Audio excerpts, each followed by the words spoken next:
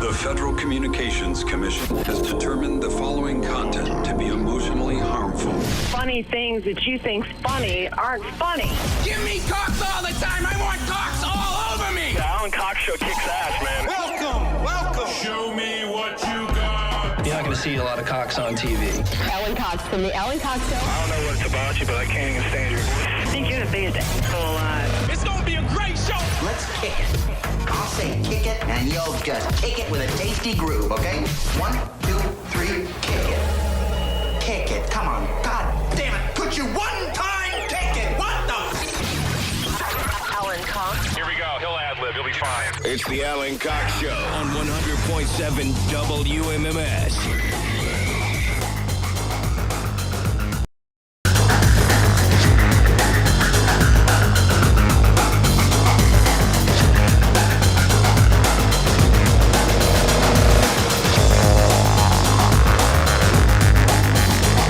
Hey, what's going on, gang? Good afternoon. Welcome. Thanks for being here. My name is Alan Cox. Say hello to Bill Squire, who's right over there. Creepy hugs, everyone. Thanks for listening to and watching this episode of the Alan Cox Show. Don't forget to like, subscribe, and share a cold one with the boys. Mary Santora is here, too. Hi, guys. No babies. And leg up today? Leg up. Yeah, get a leg up. And Poundcake is back behind the glass. Afternoon, white people. If you, did everybody vote? On No. what? Poundcake, you didn't vote? It's election day. Where did you vote? Where people vote. Mm-hmm. Where's that near you? Where's your polling place? I dialed the number for Clay Aiken to win American Idol. Yeah, no, I didn't vote. Then why'd you lie? Yeah, I didn't vote. And why did you take a time machine back to Clay Aiken on American Idol? Back when you dial in the vote. At least vote for Sanjaya. Yeah, no, I don't. He doesn't vote. Who was, what election was it? Well, it's a mayoral election. It's for school board positions. You know, they say all politics is local. These are actually the big elections. Everybody gets out and votes for president, things like that. But if you want to impact what happens in your immediate vicinity, these are the elections. You know, I vote. Mary, your thoughts? No, I didn't vote either. Bill? No voting. Interesting. Yeah, well. I'll tell you what. But it doesn't mean I'm not going to. Just haven't yet. You're not going to. He's not going to. You're not going to go vote after work. Why wouldn't I? Because you're not. I feel bad right now. I feel like a wife. Oh, so we got him into the voting category. Guilty All right, yeah. There you go. He wants to get that Guilty cool. vote's still a vote. He Okay, wants to but- get that cool sticker. How do you know anything about what you're voting for? Or are you just going to go in blind? No, So then, I'm not. does but anything count? There's time during commercial breaks today for me to figure out where I stand on all the issues Not in gonna Lakewood, happen. and I feel like it's also really just a judge.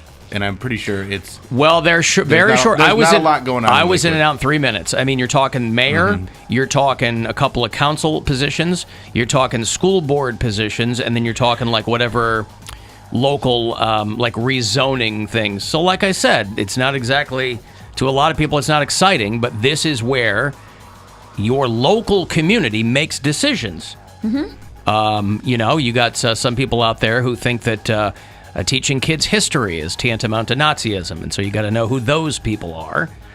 And then you have other people who are like, well, I think that we should be teaching everything to people to make them more informed and engaged citizens. And then you've got those people too. So, but to Bill's point, if you don't know what anybody stands for, you can either take yourself a crash course. And here's this is kind of the infuriating thing too, is that you really do have to do research now on candidates, because it used to be vote for Jim, Democrat for mayor. Vote for Frank, Republican for mayor. Now everybody's so vague in their mailers, you don't know what the hell they believe in. It's a lot of America and our children on both sides. Vote for America and the future and our children, because they don't want people just looking at it and not seeing a D or an R and throwing it away, right? So they have to keep it super vague. So you got to figure out what they're doing, what they believe, and what side they're on, and you know what they want to do if they win their particular position. Poundcake doesn't care. You don't care. It's not that I don't care. No, I don't care. You don't care who the mayor of Rocky River is. Poundcake doesn't care who the... Not really. He could have voted for Justin Bibb. Isn't it West Park part of Cleveland? Yeah. Yes. Well, there you go. He's a big-ass sign. Cleveland mayoral election. You didn't even vote. He's a big-ass He sign doesn't over care. the Dunkin' Donuts. What's the sign say? Bib for mayor. Big-ass letters with his face. Sure. Big-ass double B up there. Yeah. But what's better than above a vote? the Dunkin' Donut? An endorsement. So, bib for mayor. Yeah, a guy who doesn't know anything is endorsing you. Bravo, yeah. I think he's good at sign placement, so that's a good mayor-like quality. These are the people who should not be voting. You know what? You know what? That's my point. You have done the Republic a favor by not voting. That was my point when you're like, you guys don't care. Would you rather have an uninformed vote? Someone just go and be like, oh, I'm a Democrat. I'll vote for that Democrat. Would you rather have that? No, I would like people to inform themselves is what I would like. Okay, and but then we're vote in a appropriately. position where we're not I'm just saying. informed. Everybody goes, well, I don't know. Maybe start to know a little bit, right? Maybe figure it out. But you got plenty of time. Everybody knows when these are coming up. Everybody knows when Election Day is. My daughter had school off today for Election Day. So everybody could run around, not have to worry about taking the kid to school, you know, where she goes. Mm-hmm. And whatever. Poundcake doesn't care, though. Mm-hmm. I'll tell you what else today is, and I don't know if anybody noticed this. Today is the 10th anniversary of November 2nd, 2011. It is.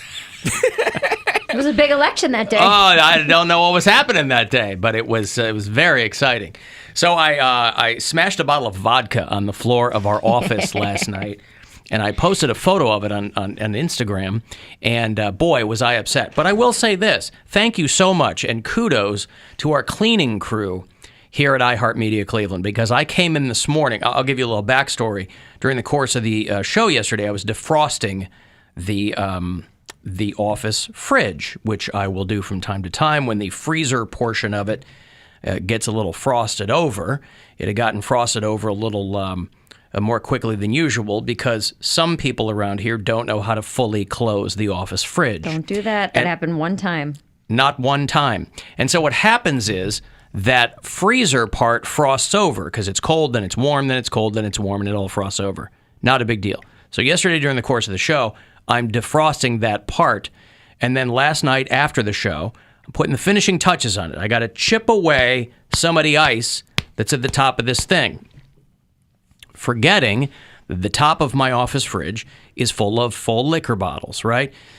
Back in the day, we used to have a bit more of a lackadaisical attitude about alcohol around these parts. We'd have guests in on a Friday or something and, you know, whatever. So it's 100% my fault was I'm chopping away and I go, oh, and just as I look up, a full bottle, an unopened bottle, this is a full bottle of Grey Goose vodka goes tumbling over the side of, huh? I said, ooh, good stuff, too. Well, I'm not a huge vodka guy, but in a pinch, I mean, you know, somebody might come through and, you know, we might have somebody in who might want to avail themselves of that, but it just goes off onto the floor, fully shatters, carpet soaked. I'm picking up giant hunks of glass.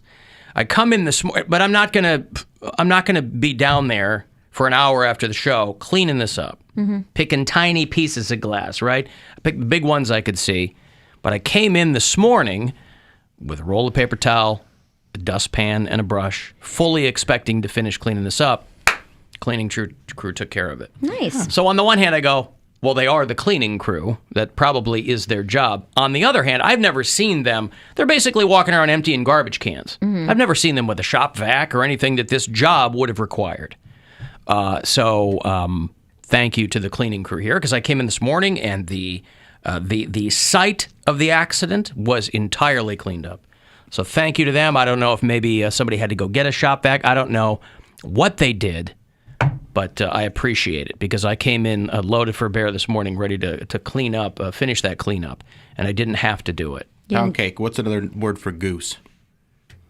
Gander. It's a group of geese is a gander. Okay, well, I don't know. What does that mean? What's good for a single goose is good for the whole group? Yeah, is that what that means? Good for the goose is good for the gander. Okay. What was I going to say? What were you asking, Bill? Wawa. The thing that we... Oh, the Canadian goose. Yeah. Yeah, right. Wawa. You didn't take one of my suggestions yesterday. I told you to lick up the vodka. I told you to wring it out into a shot glass. You don't know what I did. You did? No, I didn't. Was it good? Hey, Alan, pull that carpet up and wring it into your mouth. You're like, that's a mouthful of glass. Not just right. glass. There's other stuff in that carpet. that you Oh don't God, want. yeah. That'll just enhance the buzz. Somebody commented on the post. They're like, "I bet that carpet hasn't been cleaned or anything in a decade." And you're absolutely right. I've never seen anyone. I've been here almost 12 years. I've never seen anyone come through, or we've never gotten an email or a memo that says, "Hey, carpet cleaning crew is going to be doing all the offices tonight." I'm sure they do like a quick vacuum every now and then, but yeah, I don't think. Well, they they've ever- vacuum every night, but I mean, they've never done like a full like shampoo. There you go. No, I thought that they did that when we were out for COVID last year because they were gone. We were gone for like 3 or 4 days. That wasn't the floor. They gave the building a Silkwood shower. They sprayed it with whatever disinfectant was being marketed for a COVID relief, a year and a half ago. But no, they didn't come in with the giant carpet cleaner. Yeah, soap machines or whatever. Rug doctor. I got a break. If you want to get a text in for anything, 35192 to do that. I'll have another $1,000 for you to win. Another keyword for you to go fund yourself coming up at 2:30.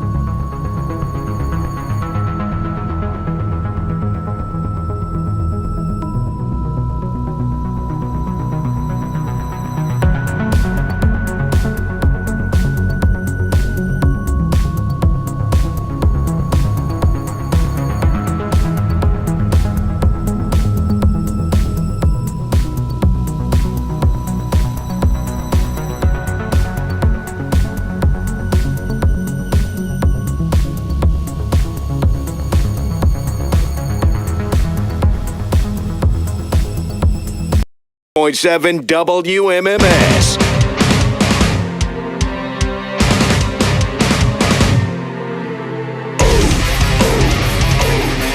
216-578-1007 if you want to join us live. 800-348-1007. 35192 if you want to send a text. About 10 minutes from now, I'll have another $1,000 for you to win. Chance for you to go fund yourself. You'll have 5 of those today. Cavaliers are off tonight, but they narrowly beat the Hornets. They fought off Hornets kind of rallied, right, at the end of that game? Yeah, they did. I mean, they had a real nice lead for a while, and then the Hornets, they're a good team. They fought back, but they never took the lead again. Cavs held on, got a big win on the road. They went 3-2 on this road trip and hung with the teams that they lost to. Even, they played the Lakers and the Suns, and they lost to those two, but they beat Denver, the Clippers, and the Hornets. So the Hornets are having a good season this year. Denver and the Clippers are playoff teams last year. So, I'm really, really encouraged by this Cavs team. I really like what they're doing. They're still figuring out how to play with each other, too. Yeah, but they're doing it and winning at the same time. I mean, they're 4-4, but for them to have only 2 home games and a West Coast road trip right off the bat and be 4-4, I'm loving it. Sure. Really happy with it. So 113-10, the final last night. They're off tonight, and then they will be back here at home to play the Portland Trailblazers. That's a 7 o'clock start here on MMS, so 6:30 is when the pregame coverage will begin. All of the, and this is what I thought, but I didn't say it because I'm dumb. I thought the goose gander thing was male-female, and it is. Oh. I thought so, too. Yeah, all the amateur ornithologists are hit. Maybe there's professional ornithologists in there as well. A group of geese is called a gaggle. Gaggle. Yeah, gander and goose are male and female. I knew that. So Why can't I remember it? What's good for the goose is good for the gander means, hey, if it's good for her, it's good for him, too. Which is weird because I don't think that's the case. There's got to be what's some things... good for you is going to be good for Mary. Right. There's some things that... Or any male and female. Yeah, in any... Or even just one to another. Like, what's good for me is probably not good for you all the time. Not all the time. I guess it depends on what you're talking about. So that's just an old-timey saying that sucks. Sure. Like hiding in a trunk of a car you don't own, right? That could be good for me. Not good for you, though. Why would you want to do that? I didn't say I wanted to. It could be good for me, not for you. Just for the alone time. Just for the alone time. Some peace and quiet. Why not? Hey, tomorrow, by the way, Jason Carr precedes this show. He's on Between Rover and Us. And we've made I don't know if a big enough deal has been made about the fact that Corey Roddick is back in the fold. So great. And he is going to be co-hosting Big Hair Wednesday tomorrow with Jason Carr. Every Wednesday they do an hour of like all that great 80s glam hair stuff from noon to 1, and that is Corey Roddick embodies that wheelhouse. That's not in his wheelhouse. He built the wheelhouse, and he resides in it. He's made it into a cozy split level. And so he's get all the corners out of there because it is literally a wheelhouse. It's a circle. He's shaved them all off. So Corey's going to co-host Big Hair Wednesday tomorrow, and then he's going to go solo in the 1 o'clock hour. So he will lead into this show tomorrow. I love that. We'll also have the Poundcake Sports Break tomorrow, and a brand new edition of the Poundcake Podcast. Any tease you'd like to give us for that? Let me guess. It's called Why I Don't Care About This Country. Actually, yeah. Why I don't care about my neighborhood. Yeah, pretty much. What's it going to be about? Just the Halloween party that I went to. You were dressed as a cadet. Mm-hmm. Did you give yourself a name, or were you Cadet Cody? I was just Cadet Cody. Okay. See, if you really knew your rock and roll history, you could have called yourself Commander Cody. Yeah, which is a real deep dive for like classic rock fans. I know it's a video game character too, but I assume that they're taking that's a reference to Commander Cody from back in the day. But you just wanted, you didn't want stolen valor, so you just went with Cadet. Yeah, and I that was the costume that it literally said Cadet on it, so I kind of had no choice unless I ripped it off. But I woke up the next morning after my hangover, or with my hangover, and I just hear, a bunch of commotion outside, and people were trick-or-treating. Now, this is later on in the day, obviously, but I was still pretty much in bed all day. And I'm like, oh my gosh, it's Sunday. I forgot today is the actual day of Halloween. I thought they'd knock that out Friday and Saturday. Why trick-or-treat on a Sunday if you don't have to? So, I don't know, I was just kind of annoyed because kids make a lot of noise, and I turned into, the guy, get off my lawn, quiet down. Yeah. Don't The you know sound people are of sleeping? joyous children. But I'm like, Upsets you could have trick or treated on Saturday or Friday. But cities always do it on Halloween, regardless what day of the week that it is. But it could be a Thursday, and they would do it on Thursday. But if it's on Thursday, like it makes sense because it's still like you still have some weekday left. But like if you do it on a Friday or Saturday, you have the weekend. Why would you go out of your way to have it on a Sunday if you didn't have to? Because it's Halloween. Because they do it on the day of Halloween, no matter what day of the week that it is. It depends city to city. Sometimes they switch Usually, it up, at least, but a lot of them just do it on Halloween. What Poundcake is trying to ask is, why would you go out of your way to do anything? Yeah. The fundamental question that he's asking is that. Yeah, I just kind of. Why would you exert any energy to do anything? No, you can go trick or treating. I just figured, why not do it on a Friday or Saturday? But it's on Halloween. You don't trick or treat on Halloween Eve. You trick or treat on Halloween. Fine. Well, I was just annoyed by that. I'm like, man, the whole weekend. By the way, you also realize, and I know people get mad, Halloween is for children, right? I mean, you understand that's a fact. No, it's not. For me to dress up in a slutty costume, get drunk, and well, that can happen on a miscellaneous Saturday sex. night, but Halloween will not happen on Sunday. Right? You know, Halloween parties, you can have whatever. You can have a Halloween party in June. You could, yeah. Right? You know, they have like halfway to Christmas parties, or what is it? Christmas in July. The Christmas in July. You know, yeah, sure. You can have a Halloween party whenever you want, I suppose. But you know, we're at the mercy.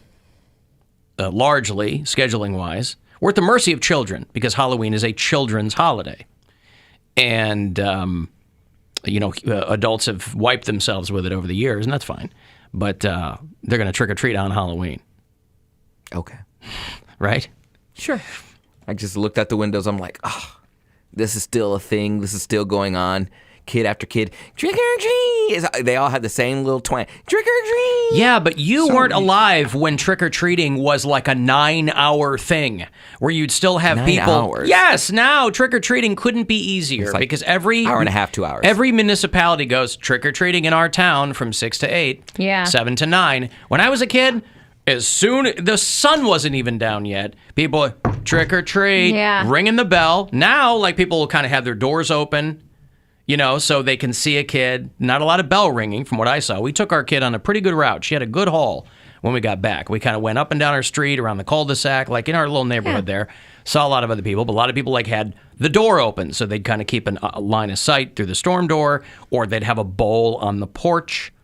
Well, so you didn't have to ring the bell. You have to go trick or treat. A lot of people sit in their driveway with like a solo stove, table set up, yeah, like a fire or something. You know. Until you said that yesterday, I didn't realize that we would go door to door and everyone was closed and they would physically open the door every single time, because I think over the last few years, it's become more of a like, yes, this is for children, but come get drunk in my driveway. I can't, you know what I mean? It's probably partly that, but I can't believe it took so long for people to figure out how to streamline Halloween. It's crazy because it was a very long time. Yes. When you said that yesterday, I was like, oh, damn, we really did do that. Yes. We went up to every single door back and forth. And now it's just like, oh, just keep walking. You don't even have to stop. Just walk past the driveway, grab some candy. And there was no just dropping it in your bag. Yeah. Like, yeah, my kids had it with these new young kids. They don't know what it's like to have to ring a doorbell. But and also, say trick or treat. There was no end time. There might have been like a collective thought that maybe, hey, it's after done 11 now. o'clock, Yeah. right? But you'd think it was over, and then a half an hour later, your bell would ring. It'd be some kid trick or treat. 17. Get out of here, man!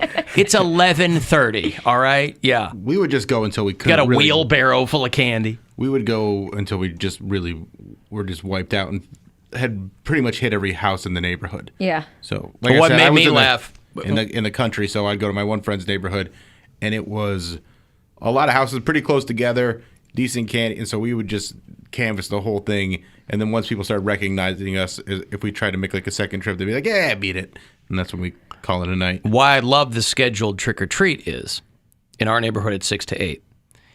8:01, everybody's front lights go on. The people who weren't giving out candy, who were home but shut their lights off because they didn't want to deal with it, all the lights go on at 8:01. Yeah. Like, done with that. See ya. See ya. My sister's neighborhood out in Fremont was from 4 to 6. I thought that was really early. I think it should be at least kind of when the sun's going down. That's what I feel like it's a nighttime thing. 6 o'clock. I mean, by the time we got home, it was pitch black. Yeah. Because it gets darker. You know, it's early, daylight saving. It gets this later Sunday. earlier. Gets later earlier. That's right.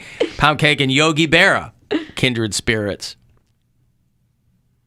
I got a clip here for you, Bill. It's a Steeler fan over the weekend freaking out. He did it. Here He did a slam, touchdown. Go! You better pick him up and put him down, mother. Slow mother. That's how Randy Why did shared he this. pick him up and put him down? I don't know what that means. Yeah, he's a receiver. That's a touchdown. Look at where the guy comes to catch him. It's a touchdown, It's a Donnie! touchdown. It's a touchdown! That was one thing. There was a few Steelers fans sitting in front of me, and I was like, I wish you guys had the accent.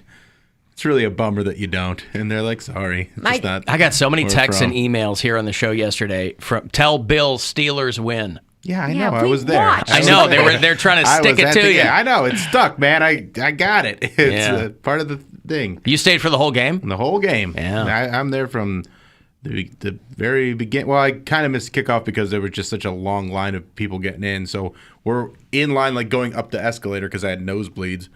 And my friend's kid is holding a phone. So we're like, his job is to hold the phone up so we can watch the first series by the Browns while we're trying to get up this escalator. Now, I have a question. You would really rather be at the game and in the nosebleeds than watching it on TV? No, I actually prefer watching it at home, but my friend gave me free tickets. I know. And I've I'm never saying been free or not. Yeah, I prefer watching it at home. Okay. You just wanted to go because I've never been. Steelers? I've never been to a Browns Steelers game, so I wanted to go to a Browns Steelers game. Got it. When you're watching at home, you get all the angles you're not going to see at the game. Right. Well, that's and why you're talking to people and having fun. Yeah, and that's kind of the thing, and too. I get Like, it. it Yeah, was no, just- I get it. I miss half the game when I'm at a game. And like if it had been like rain or something, then I probably would have just passed them on to somebody else. But Yeah. because it was like a pretty perfect day to go and watch Yeah. a football game, Nice fall day. nice Crisp. fall day. Yeah, it was, Crisp fall It's a day. nice crisp day. it was great. So even though they lost, still had a lot of fun. And yeah, I do prefer. I think football is just easier to watch and know what's going on. So like when I got At home or at the game? at home, you can watch and know what's going yeah. on. You see the replays. You know I didn't know any of the storylines that people were talking about on Twitter where they're all losing their minds. Like, oh, Baker was throwing the ball high, or this. I'm like, it just looked like we could have won that game and we didn't win the game. From my point of view, where I was from where I was sitting, I was like, From section 530. I think they caught the ball. Oh no, I can't tell. But yeah, it was still fun though. Yeah, I told my boyfriend that you offered me tickets to the game to go with you, and he was like, "What are you doing here?" And I kind of smiled. He goes, "They were crappy seats, weren't they?" I was like, "Yeah, they were no space." Because I'm like, if it's gonna be cold, and even when you have good seats, football's just an easier game to watch on television. I agree. It's just so much, but the atmosphere, there's not really anything like it. I Like want the atmosphere and good seats. I think though. it's fun. Yeah. I mean, It is because you fun. can No, I see had a what blast. happens on the Jumbotron Yeah. and you're having some pops. Well, and then camaraderie, fellowship, pass. Yeah. Mary, fellowship. I'll pass on the fellowship. all the barking. I did so much barking. barking. So much barking. Terrible But towels. Hey, bring out your terrible towel. I thought there was going to be a fight because there was yoy and double yoy. there was a Steelers fan that was like drizzling his terrible towel. Like he was just like swinging it on top of the guy in front of his head. Like he just kept like, Oh, no. I'm like, oh It's man. assault. I'm like, I don't know, that's good, but I think they might have known each other. But it was no fights. Like, and there were Steelers fans around. Like they're all in. It was a good time. Good for them. It just would have been nice if the Browns had won, but that's There out would have of our hands. There you know? would have been fights had the Steelers lost. Probably. Yes. It's also super annoying to see how people just lose their minds. The Browns are 4-4 right now. It's not this end of the world situation. Baker's not where the guy. Baker's not the guy. God, trade over like I'm Judge. Guys, you don't want to make that. It's just So like stupid. we got to trade for Deshaun Watson. It's like, can you guys just watch the game, enjoy it, and then not ruin it by Clearly they can't. By like over analyzing every aspect Dude, of that's it. my boyfriend. Every single Everybody's play. everybody's Take it, Jim man. Nance all of a sudden. Every play is the end of the world to him. Where he's like, "Oh, we could have made that blah blah." I'm like, "We got 6 yards. What are you mad about? Like, we're 2nd and 4." It's because it seems that for Cleveland Browns fans, having an awful season feels more comfortable than getting close to a decent having season. an okay season. Yes, Yeah. like it's actually worse. Still got 9 more games. We could still have a really good season. Yeah. and we've been dealing with a lot of injuries. And so, like, the way people, like, I don't even want to go on Twitter right now because it's just all these people. I'm like, give me politics. I'd rather look at Trump stuff than people being like, I can't believe Baker's. And then these people have to like declare their allegiance. Like they'll do these big long screens. Like I've been through the Browns with thick and thin, and Baker's the guy. And if you don't believe Baker's the guy, then you're not a Browns fan. And oh my God, murder me! That is an unhealthy attachment to sports. Unhealthy. Alan, what about OBJ's dad throwing shade at Baker? Was that a thing? I just saw that on Twitter. He posted a video where he shows how open Odell Beckham Jr. is on plays. And I see. And so that like there's definitely some unrest in the locker room. But here's the thing about me. In Detroit, I'm not in the locker room, so I don't care. In Detroit, just win the game. They have the head coach ripping on the team in press conferences. So we don't have that. Oh, we knew that was going to happen because he's the guy that when he got into his introductory press conference, he's like, yeah, we're going to be tough. If you knock us down, we're going to bite your kneecap and then punch you in the balls. And he wants take more off the other knee. Kneecap biting out there. But it's so yeah. I don't like getting in.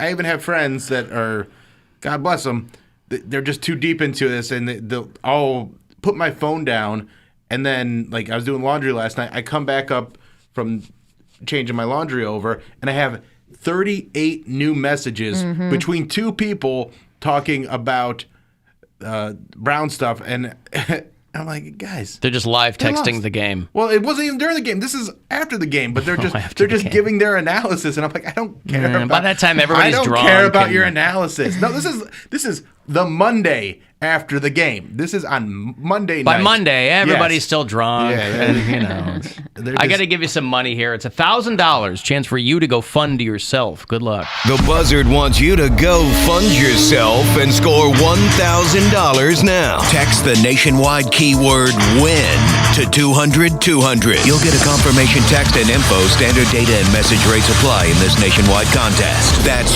WIN to 200-200. Good luck and go fund yourself from 100.7 WMMS.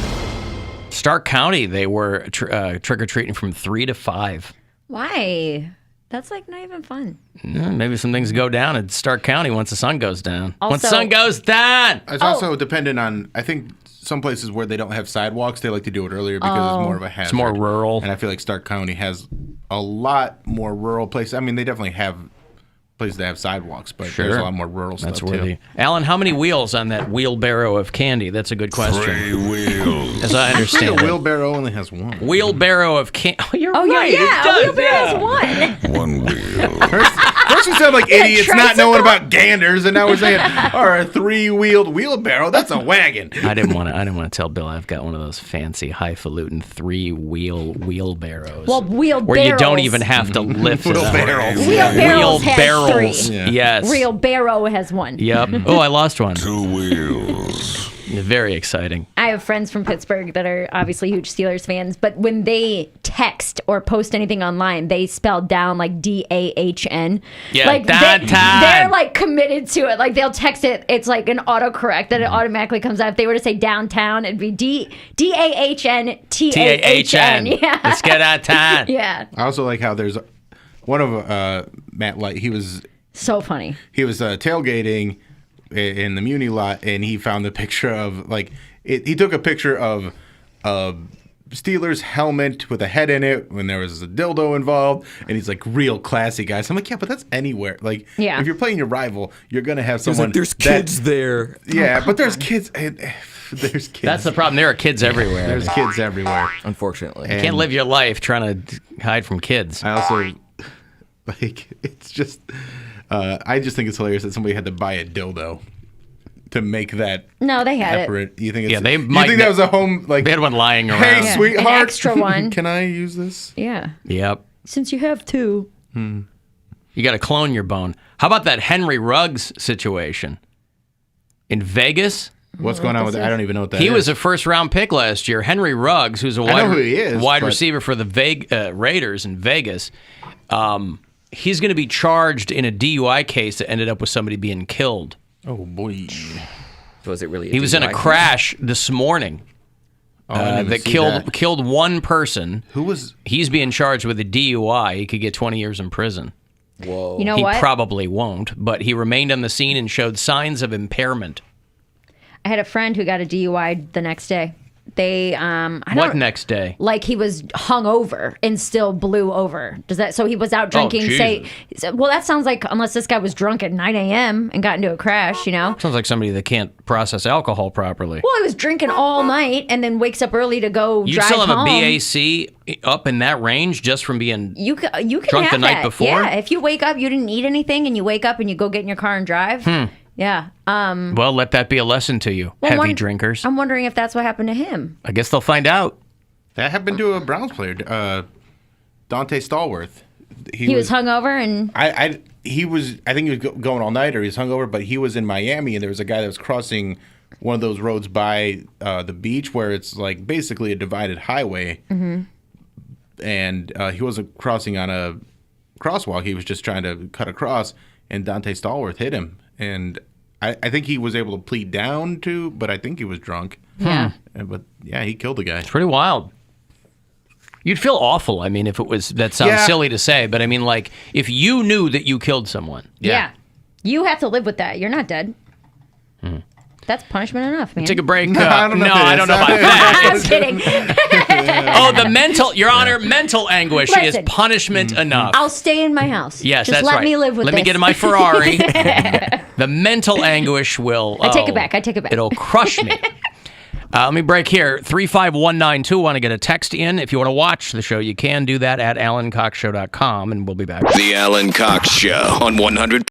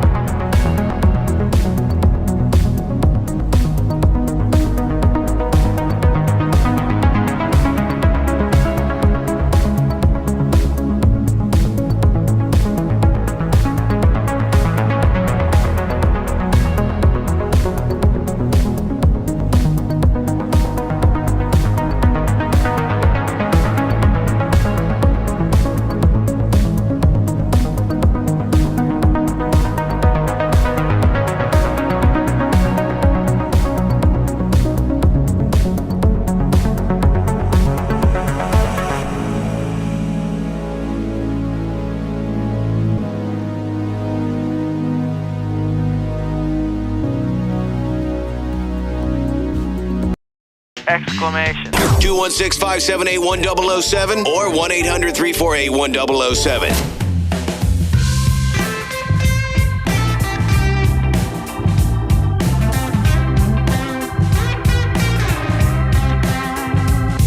Got a tattoo on a hand, ring on a thumb. Sweeter than juicy fruit, Wrigley chewing gum.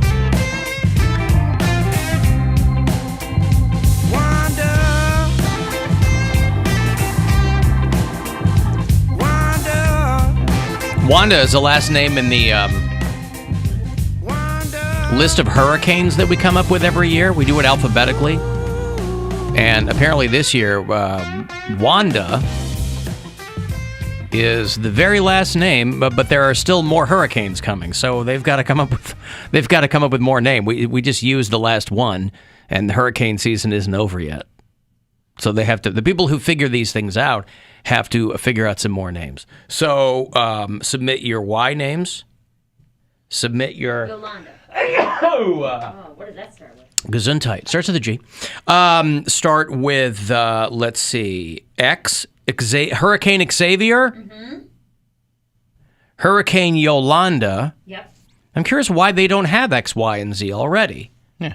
They said Wanda was the last name on their list. Maybe because they thought that's all they needed for the traditional hurricane season. They said usually by this time we'd be all used up, but we're not. There's more coming. Well, so we don't Yolanda, have traditional hurricane season anymore. We have what we have, and there's a lot of extreme hurricanes. climate Yes. hurricane season. Right. More names, more letters. Mm-hmm. So I guess they're just going to start at the top of the alphabet again instead of coming up with X, Y, and Z. Maybe they have to have them all, they have to have them all picked out maybe before the end of the year. I don't know what kind of I don't know what kind It of. seems like weird rules that they are making up as they go. Like, Yeah. like, oh, we're on names. We gotta start A again. Maybe there's an approval board that it has to go through. And not only that, we need better names. So after Wanda, it will start over at the A's. And they've got Adria lined up, Braylon, which is just made up white people stuff, Caradad. Braylon Edwards. Yeah. Huh? Braylon Edwards. The only This person. is Braylen. Braylon Okay. Edwards, the one black guy you've ever heard named Braylon. He's the only person I've ever heard of named Braylon. I know 3 or 4 people who name their kids Braylon. Deshaun. All names are made up, by the way. And so on. All names are made up. So that's where they're going. People like to get cute with them in these because they don't want to just give like a name that's been around for a while. So you gotta like come up with a cute name or the new spelling. You take a regular name and they spell it all stupid. Ugh. Yeah, but why? Makes me sick. Just how about name? And I know they have to come up with new ones every year. I understand. You're going to blow through these. You're going to end up coming up with dumb ones. But I'm talking about people naming their kids. Oh, naming their kids. Oh, yeah. There's so many different ways to spell Cody and Alan. Because my name is spelled. My middle name is Alan, and mine is Allan. There aren't so many ways. I mean, there's mine, which is many. Alan, which is the correct way. There's Allen. There's Allan. That's kind of it. A-L-L-Y. I mean, you've got the foreign variations thereof. Because mine's Cody, and then there's C-O-D-Y, C-O-D-I-E, K-O-D-Y. No one's spelling it C-O-D-I-E. No one is naming their kid C-O-D-I-E. Yes, they are. Yes, they are. Who cares? People out there Well, that give want me to some examples. I I've don't never know. seen these. There's someone well, out then there. how do we know that that's what they're doing? Because it exists. It's a name that because if there's a exists. different way to spell a name, someone's going to be like, I thought it was cute to spell our kid's name this way. So for the rest of their life, people will spell their name wrong. Cody Sanchez on Instagram. She has 48,000 followers. Or there's C-O-D-I. C-O-D-I. K-O-D-I. Mm-hmm. K-O-D-I. K-O-B-E. No, that's Kobe. Yeah, Cody. K-O-B-E. Rip. Hey, Drew. Hey there. What's going on? This is Drew? Yeah, hey, how are you? I assume that's spelled D-R-U with an umlaut, I-E-Y. Oh, darn it. D-R-E-W. Oh, darn it. All right. What's up, Drew? Close. Yeah, I was calling because you guys are talking about the wide receiver that had DUI. You're the guy in I had Vegas. to take a DUI class, right? Yeah. And because I had a DUI, obviously. You can just take it for fun? Just recreationally, you couldn't take one. Guys, I'm going to audit this class if you don't mind. I just want to stay in a hotel for a few Right. days. Yeah, don't mind me. They taught us, say you blow a 2.0 after a night of drinking, it takes, every hour, it takes 0.01 to get off of that. So if you blow a 2.0, it takes you about 20 hours, maybe a little bit less, to get the alcohol completely out of your system. So it's a good possibility that he actually was drunk the night before. So you've got to do some math. Yeah, again, this didn't happen like 9 a.m. this morning. It happened at like 2, 3 a.m. this morning, but still this morning. I was mistaken then. Yeah. No, he wasn't like on his way to the office. Was still hammered, No, like this morning. He's like, crap, I got to go play football. Right. Oh, my blood alcohol content is the same as my GPA. Darn. Okay, thank you, Drew. I appreciate the information there. Hey, Zach. Hello? Is this Zach? Yep. Zacchk. No. Oh, man. Zack. Man, I am 0 for 2 so far. Okay, go ahead, Zach. So what would you do if you got a boss? See, by me, I have a boss that's a very micromanager, and they get upset. She gets upset when you take a coffee break and a bathroom break. And at the same time? How do you... Well, usually the coffee break first and then the bathroom break. Well, yeah, because coffee is a diuretic. What do you do? Right. Bite off his penis. It's got a female boss, though, sure I think, about right? that. Female boss? Yes, the female boss. Yeah. And what's your job? So what? Business consulting. Okay. So there's obviously a lot of meetings. So do you think she's, who do you think's in the right there? Meaning she claims that there's certain things, you have certain jobs that you can't take a bathroom break in. That's the dumbest thing I've ever heard. She's wrong. Take a break. Well, I mean, she's going to the bathroom. She's a manager, so she has a vested interest in making sure that you guys are working all the time. But if he's got to go to the bathroom, he's got to go to the bathroom. Understood. I'm just saying that if you're a manager, you would be happy if nobody ever had to go to the bathroom. So that's where she's coming from. It's not realistic, but you're talking about bathroom. You're talking about bathroom and or coffee breaks. Yeah, and then her claim is that you could do it during your 15-minute break or your lunch break, and our point is that sometimes you can't. Oh, because there's. So is this Zach, in your office, is this like an open point of contention? Is this like a series of emails back and forth, or this is just a rhetorical kind of thing? Yeah, she gets pissed off at people. Wow, yeah. Like How she comes to the desk.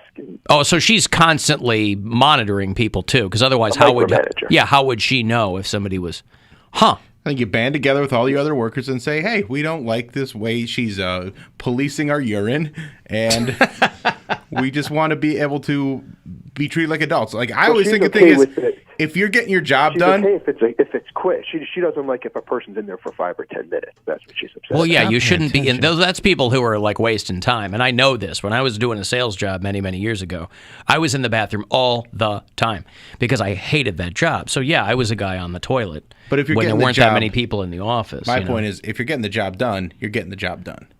Yeah, however long it takes you to get the job done, sure. Right, but let's say you need to poop in the middle. What do you do? Yeah, if you need to poop, you need to here's what you do.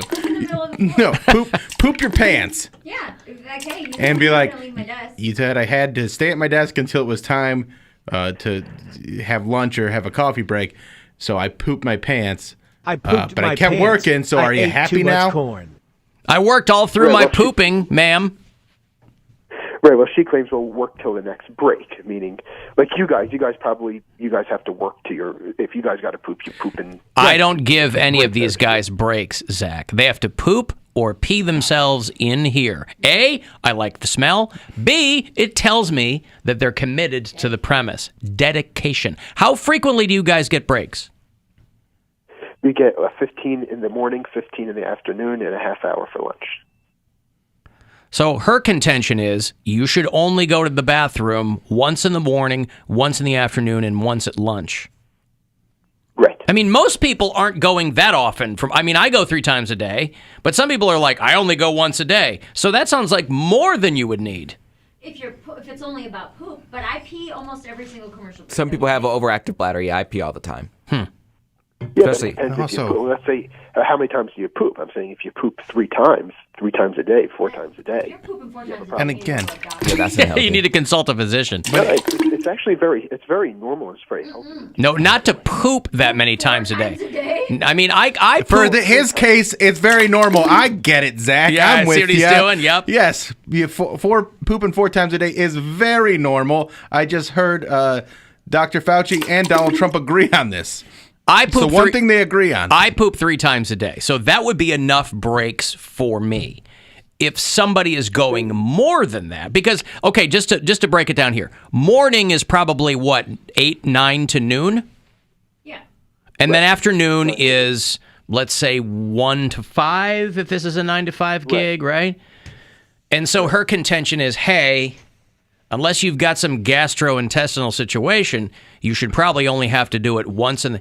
And also, man, I always hate to be. I like to be on the side of the workers, but this doesn't sound weird to me.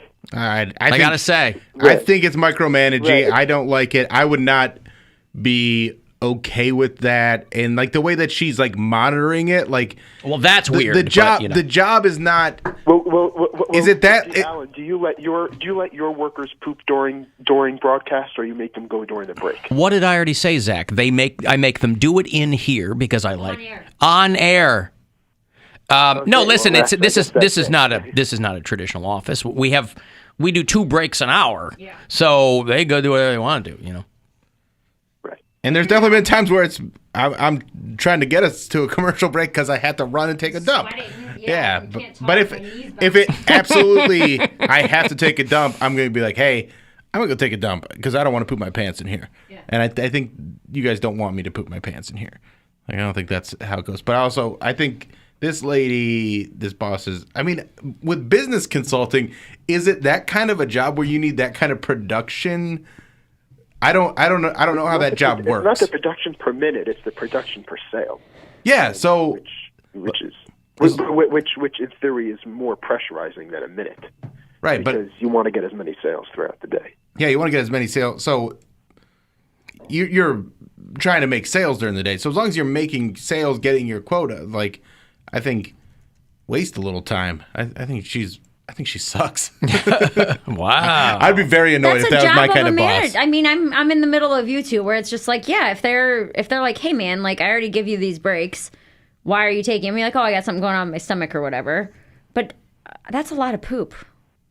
Like going pee a couple, how long does it take to go pee? 2 minutes, you go in, you pee, you wash your hands, you come back. 2 minutes? For the whole thing. The whole thing, that's what I mean. Spending 10 minutes in the bathroom once an hour, that's a lot of time. Those are people killing time. Yeah. But again, if you're getting... Right, well, I'm not saying once an hour. I'm just saying it depends. I mean, my wife goes once a day for a poop, but I think maybe men are different, but they can go up to 3 times, and 3 or 4 times, that's 10 minutes a pop, All right, here are your options. Or if you're Poundcake, 30 minutes. You poop on her desk, or you quit your job. Those are your options. Yeah, but either way, I'd be left without a job. Right. Screw your job. Find a better job. How do you like them apples? And a better boss. I'm not the right person to ask about this because when people ask me for advice, I'm like, quit. I don't care. Dig through her Just social quit. media, discredit her, find something to get dirt on her, and then next time she Cody wants to tell says you, blackmailer. I'm just saying next time. Oh, I can't go to the bathroom, but you can go cheat on your husband with some dude that you met in a bar. That's all, not during work hours. So what would you do, Poundcake? I already told you, extortion. Extortion. Yeah. No one fights fair. So basically what we're trying to tell you is you called the wrong show for advice. Yeah, because everyone has a different opinion. Yeah, none of us can even handle having a regular job like that, where if someone was dictating when I could and couldn't go to the bathroom and like had that meeting, I would absolutely walk out. Bill would pull a half-baked right there in the middle right of the away. Like if she's like, hey, it seems like you're taking too many bathroom breaks. I'm like, oh, well, now you don't have to worry about it because I'm out of here. I'll be taking my longest break of all, ma'am. What's that? Unless you're doing a show. That's the only time. No. You don't have a choice there. Doing a show is different than, I'm talking if I had a job like you. I would quit those jobs every single day. Like, I would never be able to maintain a job like that. I think there was one time where I did leave a sign that says "went to pee" because I really had to go, and for whatever reason I couldn't go during the break. And I left it in here. And You mean guys, here? Oh, went to pee. Yeah, you guys. I thought you meant talked at your about morning me job. No, here. Yeah, I left it on his desk. Well, I was going to say that would be polite. See, I'm in the middle. I'll follow the rules to a certain degree, but then if you're going to make my life miserable, Yeah, if they're cumbersome or unduly difficult. I'm going to get my work done is the main thing. Like, if I have the job, I'm going to get my work done. Well, the thing is, she's known for in the women's bathroom, she goes in, and if someone's in there for a while, she'll be like, hey, you're not by your desk, at least I'm a man. Yeah, that all sucks. too I mean, much. why? And frankly, why does she want to be the bathroom police? That means that she doesn't have enough stuff to do. That means that there's a lot of other things she's missing. If she has that, she's taking more time checking on people in the bathroom than people are taking breaks to go to the bathroom. Yeah, hire a private investigator. And Don't listen to go through Poundcake. her trash. Don't listen to Poundcake. Find all out what right? she cares about most, and then use And it then against destroy her. it. And then take it away from her. Exactly. I think I told the females that they should all just crash in on her when she's pooping and say, well, this is how it feels. You know what they should do? They should leave the stall door open. That'll be the last time she comes in. Just poop with the door open and be like, I'm sorry, what? Is there an issue now with we're this? getting somewhere. Panties around the ankles, Yeah. the whole bit. Well, hey, good luck, Zach. I know we gave you no guidance whatsoever, but Poundcake gave you gold. I think pooping your pants is the way to go. I think that will send the message that needs to be sent. See, I'm very go with the flow. I'm not trying to cause ripples. I'll Good pun. do my job until you start making my job hard to do. And that's what he's saying is like she's not micromanaging. making his job hard to do. She's making it very. She's making it less enjoyable, but work isn't supposed to be enjoyable. Why? I mean, I know coming from what we do, but like a lot of people have the mentality where you just go to work and do your job. Why? Don't cause problems. Just go do your job and do what you're told. I think it's like what Alan said, where she doesn't have enough to do herself, so she's micromanaging bathroom breaks. That's what I mean. Again, if they're getting sales done, then that's all that matters. Yeah, go to your higher up. Tell her that she's being a bitch. It's a matter of control, I think. Yeah, and she sounds She controlling. wants the control of just being on top of everyone, but it's just Just say my body, my choice. There you go. That's a good one. All right, good luck, Zach. All right, think about it. Hey, look, everybody. Billy peed his pants. Of course I peed my pants. Everybody my age pees their pants. It's the coolest. Really?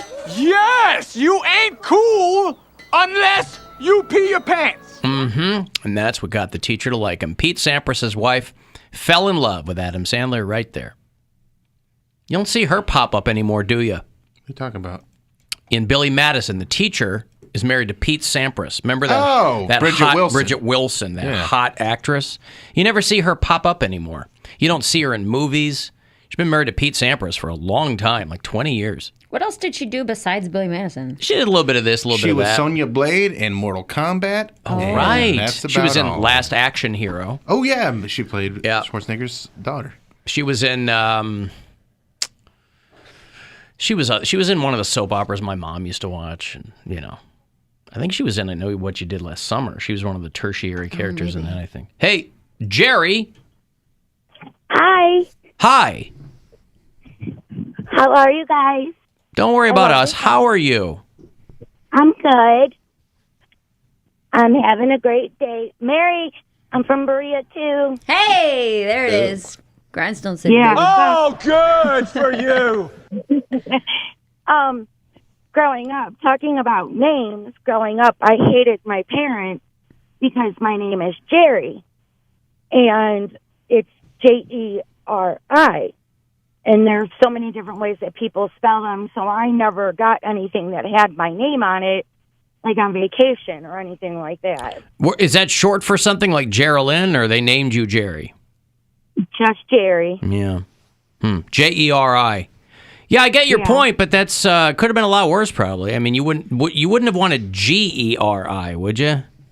No, and that's everybody goes, is it Gerri, J? Yeah. No, I get it. It's terrible. Sure. But then I named my kid Cole with a K. Right.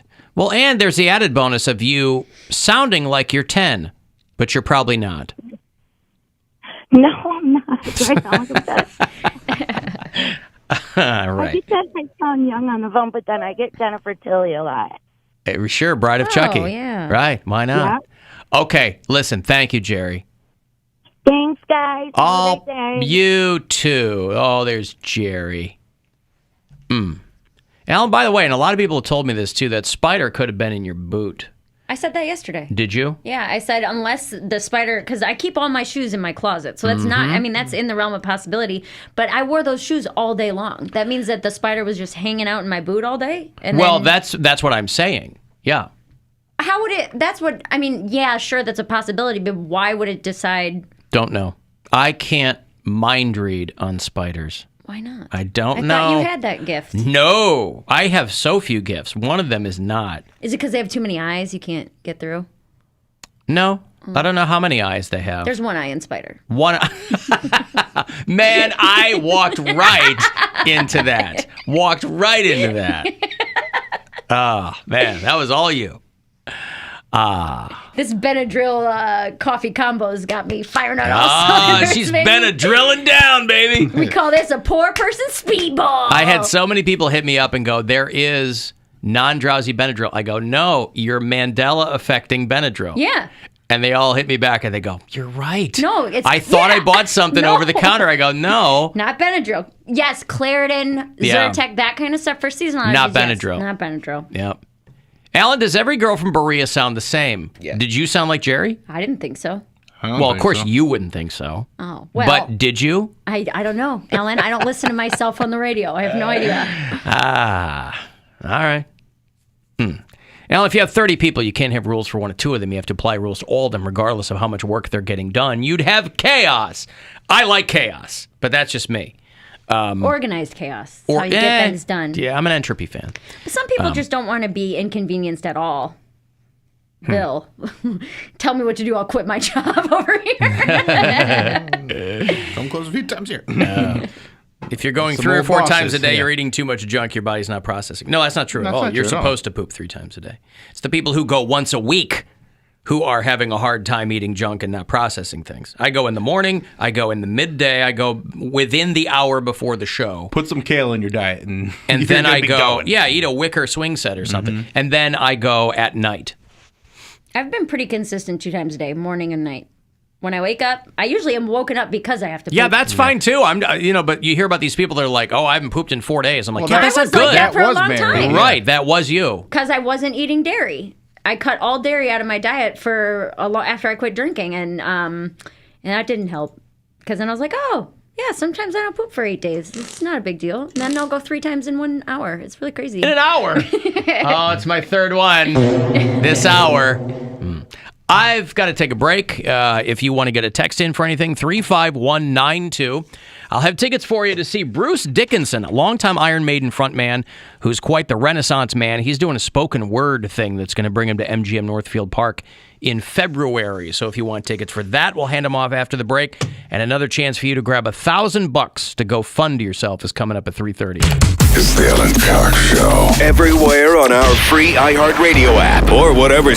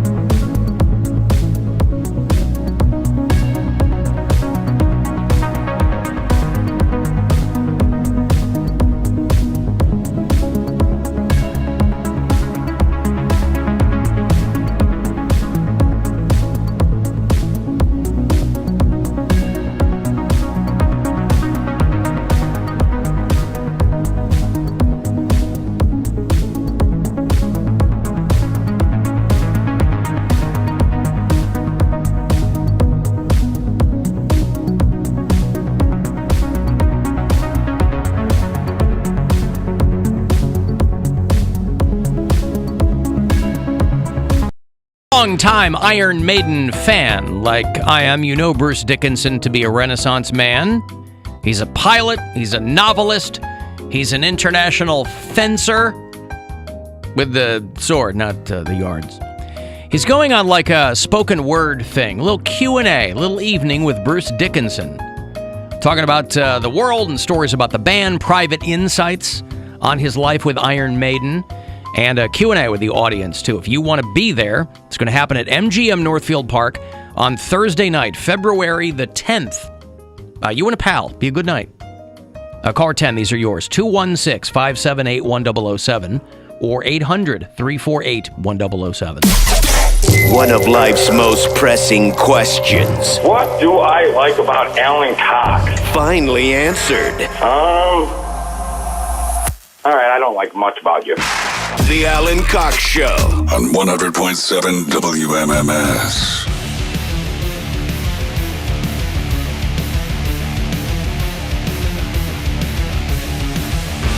35192, shoot me a text there if you like. You can leave a message anytime on the After Hours line, which is 216-986-8903. Another chance for you to win some money here in about 6 or 7 minutes. 3:30 is the next keyword for you to go fund yourself and grab $1,000. So you'll have a chance to do that on this show but 30 minutes past every hour. Cavaliers off tonight, but they beat the Hornets in Charlotte last night, 113-110. They'll rest up, they'll lick their wounds, and then they're coming back home for one night before they head up to Toronto on Friday. They'll play Portland, Trailblazers of Portland. Rip City! Tomorrow night, 7 o'clock, here on WMMS. Your FM home for Cleveland Cavaliers basketball. If you're going to get yourself any gear at CLE Clothing Company, whether it be sports-oriented, whether it be MMS retro merch, doesn't matter. All of it Cleveland-centric, hence the name, Cleveland Clothing Company.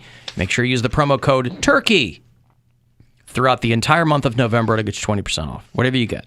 It's not limited to certain items, 20% off. So write turkey down somewhere where you'll remember it. If you listen to the show on iHeartRadio, by the way, tell me where. I'd like to put you on our map of bureau chiefs. If you watch the show, you see it right over Bill's shoulder. Jason is a listener in McKinney, Texas. Craig listens in Phoenix. Joe is in Virginia City, Montana. There's a plot twist there. Sam is in Sarasota. And Justin is a bureau chief in Lake Tahoe on the Nevada side. So, thanks. Hey, Deveron, is it Deveron? Yes, sir. Ooh, I think I took that in college for a brief period to kind of balance myself out. What's going on, Deveron? Nothing, man. You were talking about misspelled names and everything like that. Mine gets misspelled all the time. Well, yeah, I've never even heard that name before. I mean, it'd be different if it was a name like Dan and you spelled it with 2 N's. You know, but yeah, Deveron, they probably first ask you to repeat it and then ask you how to spell it. Yeah, and then they ask what shot they need. They ask what? What shot they need. What shot they need. Okay. Yeah, 'cause a lot of people say it's something they sound like they don't want to have. Oh, I got you. All right. So how is it spelled? Deveron? It's Deveron. Yeah. Blah, blah, blah. Right. Right. Okay. Do you have any siblings with weird names, Deveron? No, I don't. Mm. My daughter's name is Divinity. Yeah, okay. So you're going for all D's, or you just figured you'd dance with the girl who brung you? What? No, actually, the way it goes is my girl's name and my daughter's name is A and A. Mm. Her 2 daughters' names are S's. So I figured, why not throw another D in there? Man, some of those names are very pretty, but you're setting your daughter up for a potential downfall, man. Like if let's for instance say she grows up and she's a hoe. And her name's Divinity. I mean, man. You sound like a smart guy, Deveron, so I'm gonna take you at your word that you're gonna, guide her down. I'm gonna raise her right. Proper path. There you go. That's what I want to hear. Keep her off the pole, Yeah, I'm Deveron. gonna raise her right. Yeah, exactly. Okay, right. Ladies and gentlemen, there's Divinity. Real name Divinity. You didn't even have to come up with the thing is, You always pick one. Right. Okay, thank you, man. I appreciate the call. There's a lot of Sarahs going by charity, you know. Yeah, well, it's a seller's market. Hey, Aaron. Hey, how are you? What's going on? Hey, Aaron. What's up? Hey, God, if I had a dime for every time somebody did that to me. Sure, you'd have 15 cents. I know. This guy Hey, has math. the spider in Mary's boot. I have a theory. Ready. I read that to my daughter last night before bedtime. You have a theory? No, I said I read The Spider in Mary's Boot to my daughter last night before bedtime. It was- Popular children's book. Was it any good? Never heard of it. I'll tell you what, the ending was terrifying. I'm never reading her that again. Yeah, I hate spiders. It was a plot twist. It ended up with non-drowsy Benadryl. Ooh. Okay, go I ahead, think Aaron. maybe the spider had a foot fetish. Oh, might have. Just enjoyed its time in there. Yep. I'm just crawling around on my toes all day. Spider, I mean, if anyone's going to have a foot fetish, it's going to be something with 8 legs. True. And no feet. I just don't know. How did it bite you?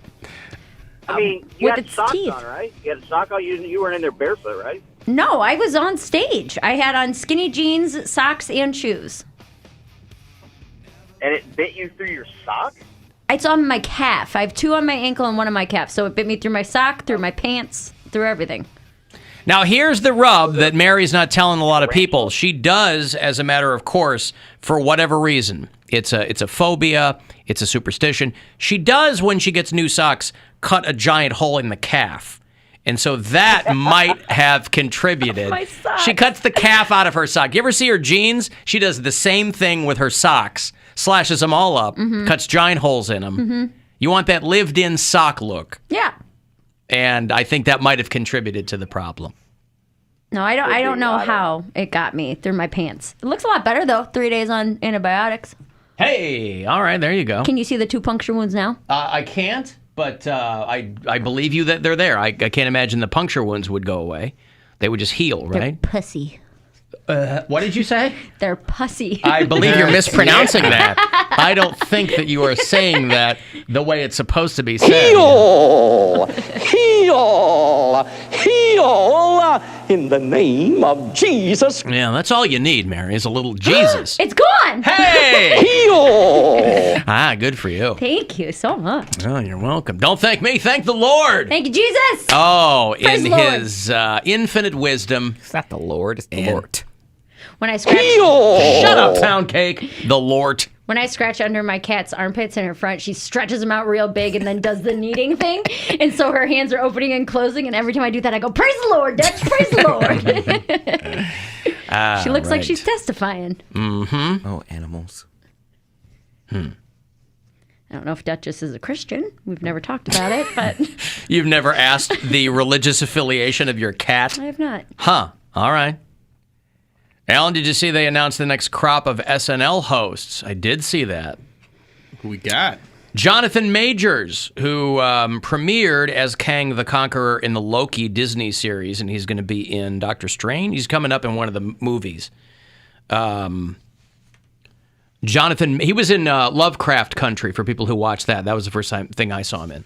But he blew up from that. Jonathan Majors, the guy who plays Shang-Chi, which I still haven't seen. It was good. He is going to be hosting in November. Taylor Swift is going to be the musical guest for Jonathan Majors. And, Saweetie. I've been trying to get people on Saweetie for a while now. Ooh, I like her a lot. Other than her McDonald's collab, I don't know that a lot of people are hanging on to that. I don't know a lot of people are on Saweetie yet. There's so many There's so much competition as far as like female rappers go. Like it was Lil Kim, then it was Nicki Minaj for like 10 years. What about Missy Elliott? She was featured prominently at the Rock Hall inductions, talking about Jay-Z and LL Cool J. Missy Elliott is more of an MC than a rapper. Pardon me. Listen, you know, Poundcake, you and I have talked on the phone, by the way. I'll peel back the curtain a little bit. You and I have talked for hours on the phone, after hours, about female rappers. And you know where I stand. You know, and I'm intractable on this, you know that female rappers for me, begin and end, with one Iggy Azalea. Now, you go ahead. I'm gonna let you finish. No, I'm Just the one time I'm not gonna interrupt you. Yeah, Go right. ahead The with one Iggy time. Let me hang myself on Iggy Azalea. I was saying, I'm gonna snap that beat. Pop, pop, pop. Had you said Azalea Banks, I would have been like, okay, all right. Iggy Azalea Banks, their new supergroup. That's who I'm talking about. She gonna kill you. Don't mess with Azalea Banks. Yeah. She No, has I like to nothing get to out in lose. front of it. I'm more of a Flo Milli man right now. You can have your Cardi B. You can have your. I was early on Megan Thee Stallion, so I'm off that now. I'm on Flo Milli.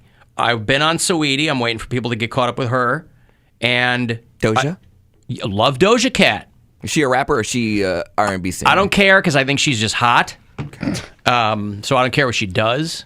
But you think Missy Elliott was more of a mistress of ceremonies than a rapper. I don't think anyone says like, "Ooh, listen to the freestyle on Missy Elliott. She has hits." You ever seen her live? No.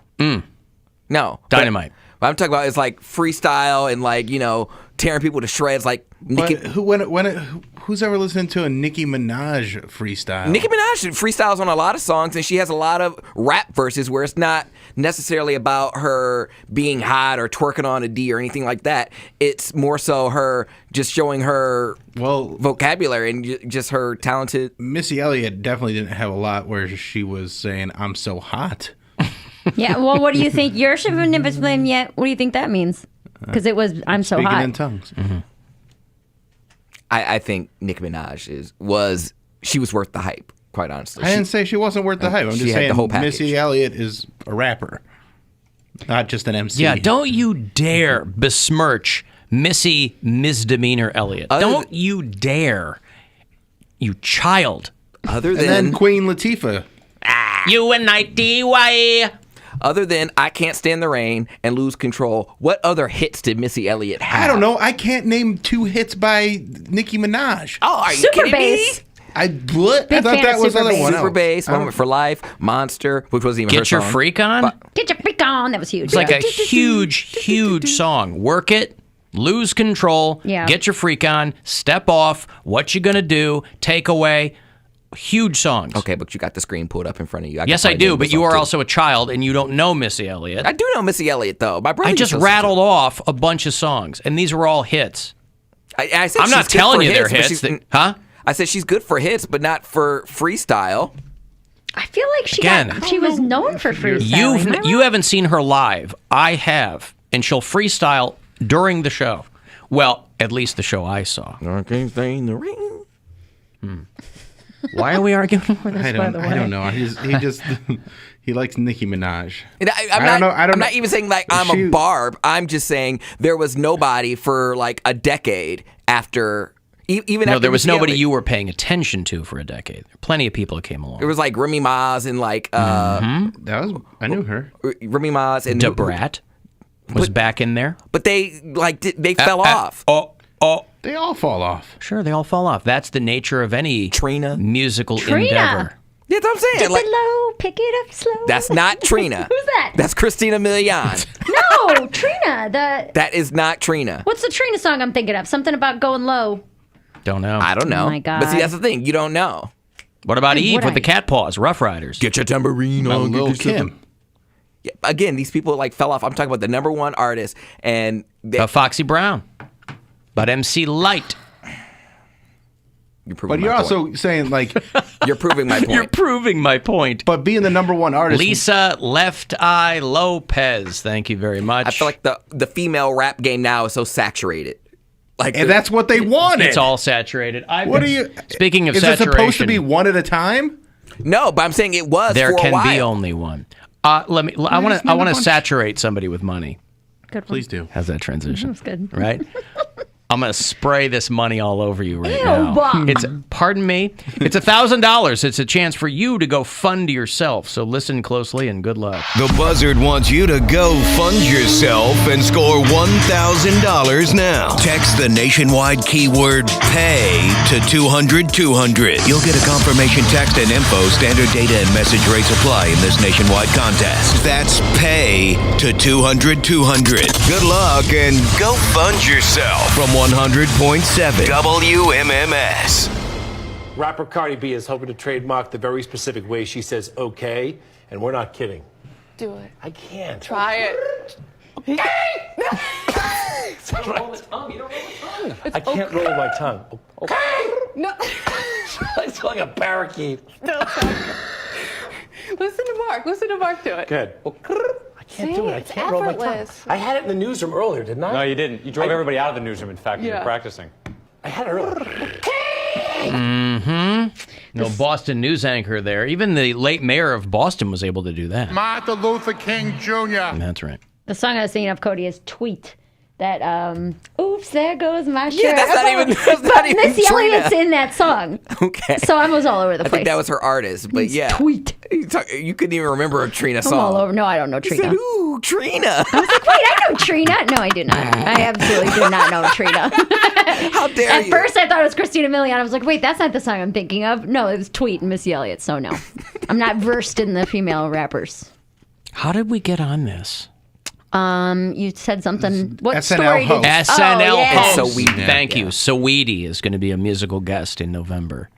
That's this month, Jesus. I know. Alan, I named my daughter after Iggy Azalea. Is Which it called part? Iggy? Iggy? No, she's Twisted B. Oh, twist that beard. Pa, pa, pa. Ah, boy. If you have an iguana, just name it Iggy Iguana. How unique.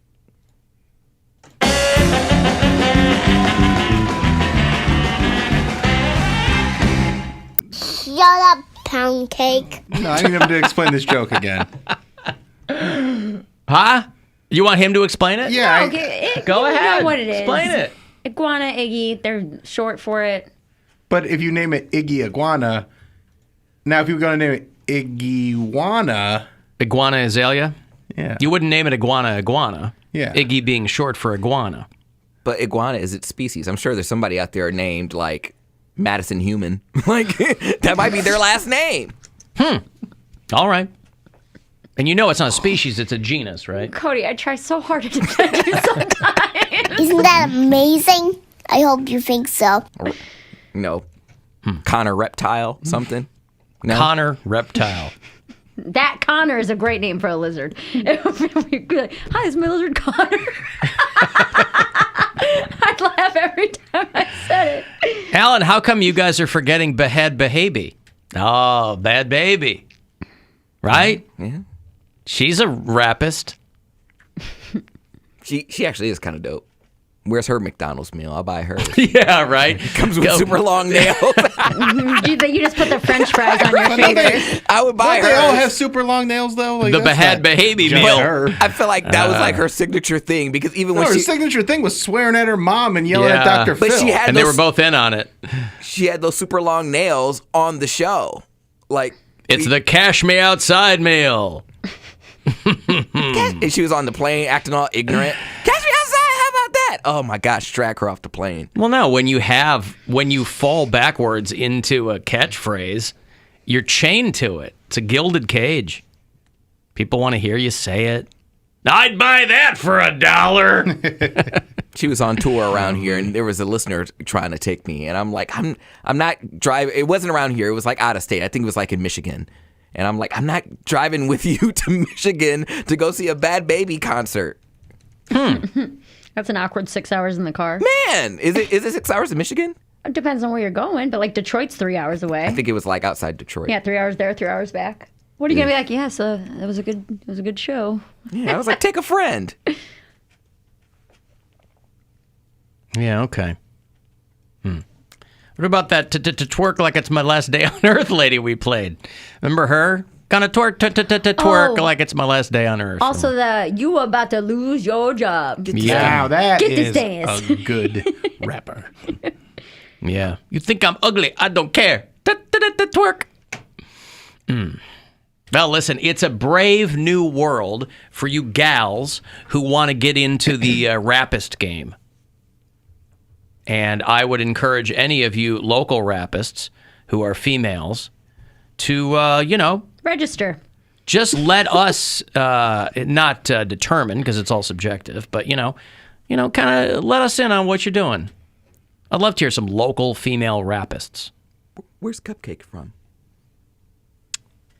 Chicago, maybe. Okay. Somewhere. I played one song of hers in here when Erica was back here. She's like, turn. Chicago, yeah. She's like, turn that off. We have salespeople walk through the halls. I'm like, okay. Yeah, it's not something you can blast on this guy over here. I wanted to introduce her. Has no I decorum was whatsoever. putting her on. No decorum at all. He asked you why you didn't ask Wes Scantlin what his net worth was. Right. No, duh. He's going to be playing rap music and blaring it at the top of the That's right. speakers. Does Lizzo count as a rapper? She does. She counts as a flautist. I don't know if she counts as a. I don't know. She sings more. I don't know. Nah, good for her. Whatever. Listen, it's all good, right? It's a. I've got to take a break here. If you want to get a text in for anything, 35192, AlanCoxShow.com for all the other stuff, and we'll be back.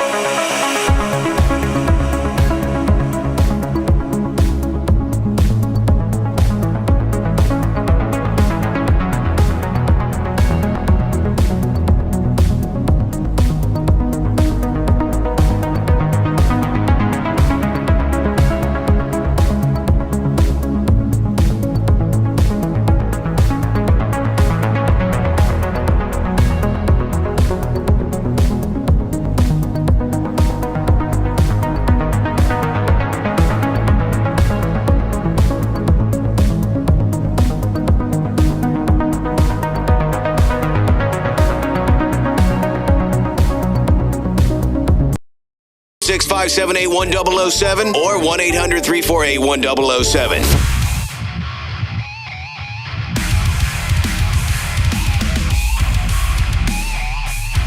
35192, send me a text. Listen anywhere on iHeartRadio. If you watch the show at AlanCoxShow.com. Tip of the cap to Dinny Doo Daffins, who's helping out, or helped out earlier today in the video department. Cavaliers are off tonight. They beat the Hornets in Charlotte last night by a few points, but a win is a win.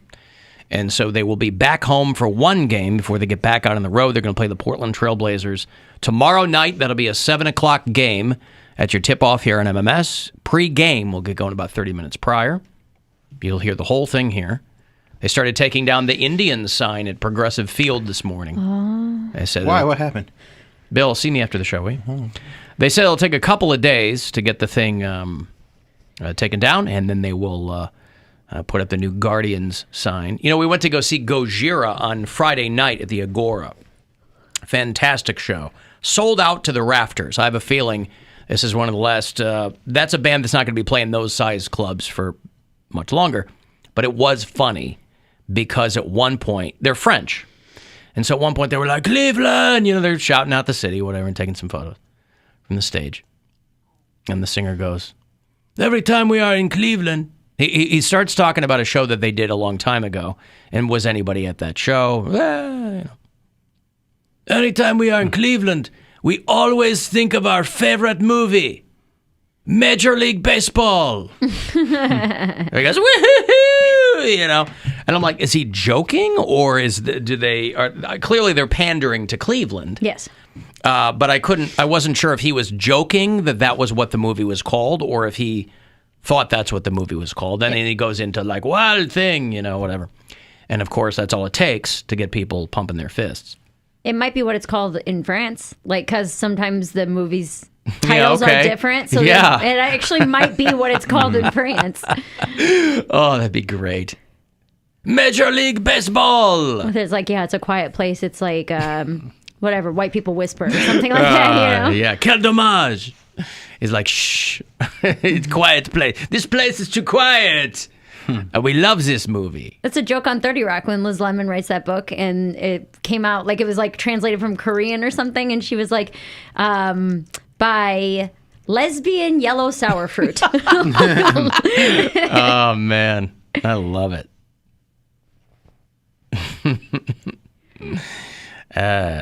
Yeah. Major League Baseball. I'm sure, by the way, that we will have tickets down the road, but the Cleveland Monsters have announced that January 29th is going to be Cleveland Rocks Night at the Romo Fijo, and it's going to be Dave Grohl Bobblehead Night. Whoa! Yeah, that's pretty sweet. How about that? Features the team's Cleveland Rocks Night bobblehead. The first 10,000 fans in attendance. It means that 50% of capacity going to get screwed on these Grohl bobbleheads. I'll get the Dave Grohl bobblehead. And so they're going to be playing, I'm sure they'll play a lot of Foo Fighters music or whatever. So January 29th at the Romo Fijo with your Cleveland Monsters, they're going to be doing Dave Grohl bobblehead night. I imagine that I'll have tickets to give away for that closer to the actual date. In France, it was released as Les Indians. Les Indians! Les Indians. Yeah. And then Les Indians 2. Mm-hmm.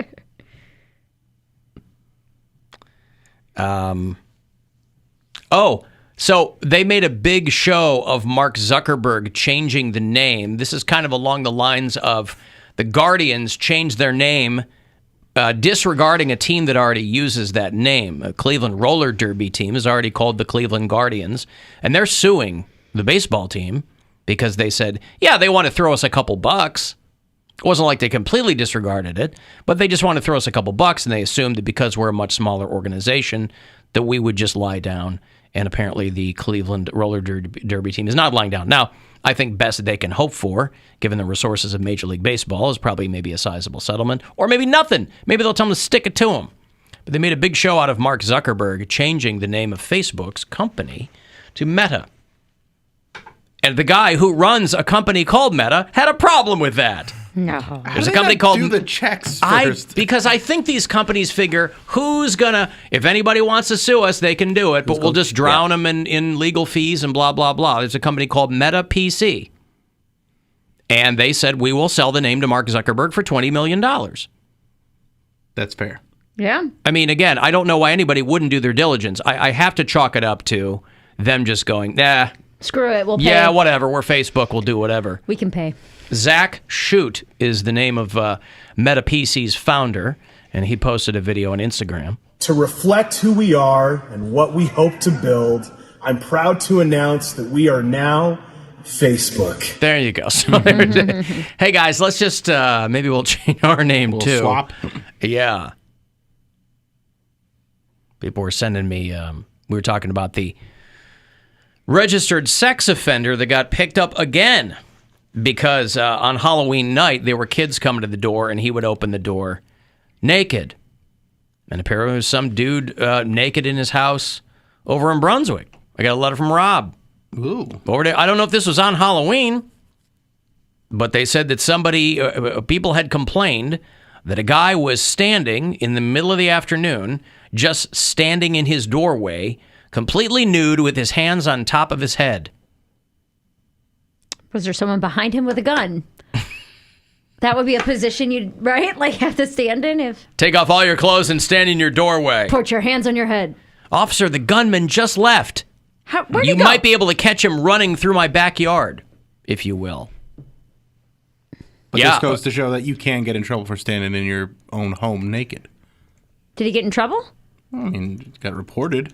That's not in trouble. You can report anybody for anything. But did he get in trouble? Do we got details on that? Yeah, the cops asked him about it, and he acknowledged that he had been naked in the doorway. But did they... They cited him for public indecency. Okay. Well, then, yeah, that's something anybody can get. I thought they were just targeting because he was a sex offender. Well, no, this guy's not a sex offender. Oh. Somebody said, hey, I drove by this house. The guy's front door is wide open. He's standing there buck naked with his hands on his head. Because you can't... And some, these looky-loos, rather than go, wow, there's something you don't see every day, and just go about your day, because some other Karen is going to call it in. You don't have to. And if they don't, all right.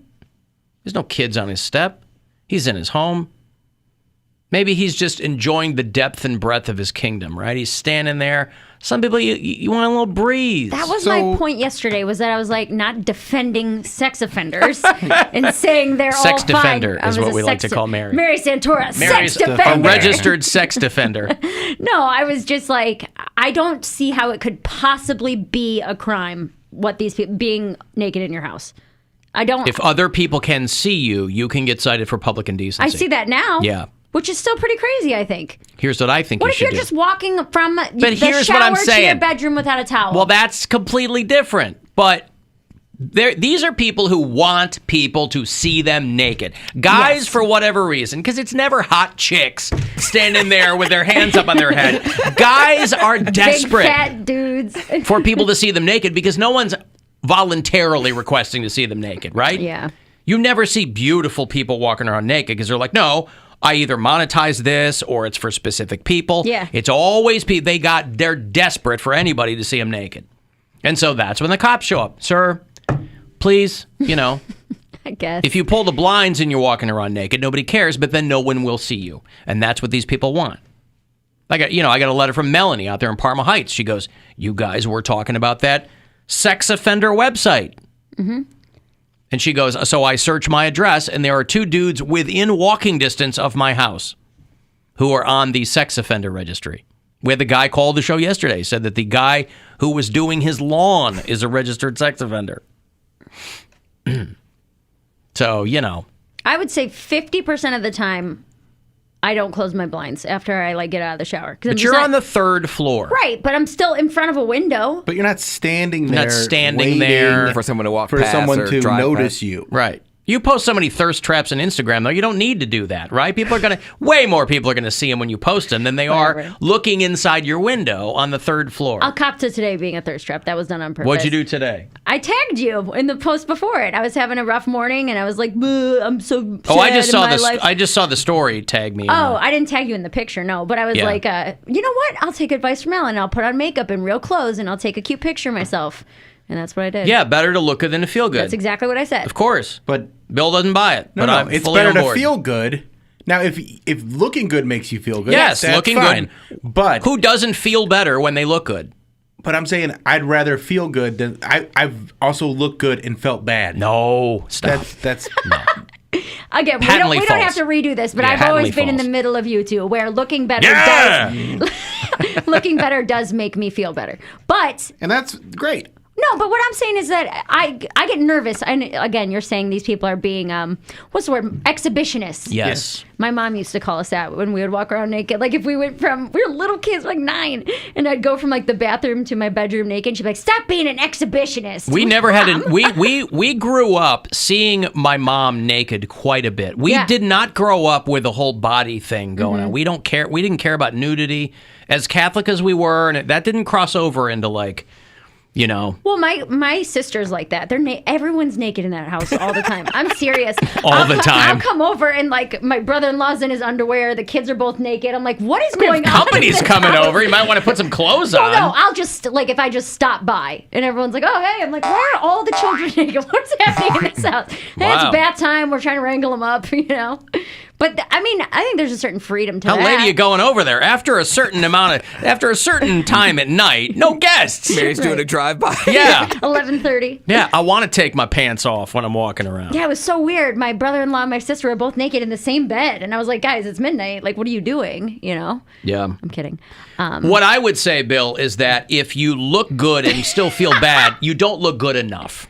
Because if you look good, you'll go, man, I look good. That's how I felt today. Right, and you'll feel better. I pulled my boobs out and everything, and I put on boots, and I was like, look at my cleavage. Better. And let's say you don't feel better. At least you won't put that on other people. They won't know how you feel, because that's not important anyway. It's not important that people know how you feel. But if you look good, they go, look at that guy. Put together. Yeah, I like the cut of his jib. I bet he's got a little steam in his stride. And if feeling good is more important.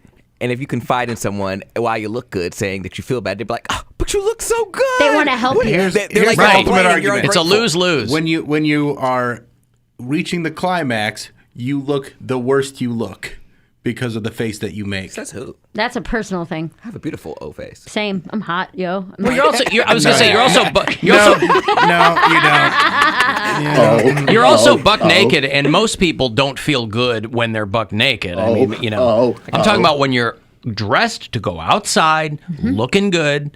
Even if you're a little down on yourself, you go, well, I look pretty good. That's literally exactly how I felt today. Where I was like, you know what, screw it. I bought this flannel. It's a little more low cut than I would normally wear. I said, you didn't pull those bad babies out today, Mary. Of course. You deserve it. This isn't me talking out of my ass. Mary's Exhibit A, then I'm right. Exhibitionist Yes. day. Exhibitionist A.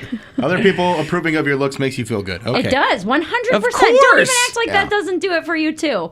If you get a ton of likes on a picture that you post, it's going to It make you actually feel is better. the absolute opposite, where like the stuff that I post is where I'm not trying to look good, where I'm just trying to be funny. That's what I want the likes on. But if I post a weight loss picture or something like that and gets likes, it makes me insane because I don't care as much. But why are you about posting that. it? I don't.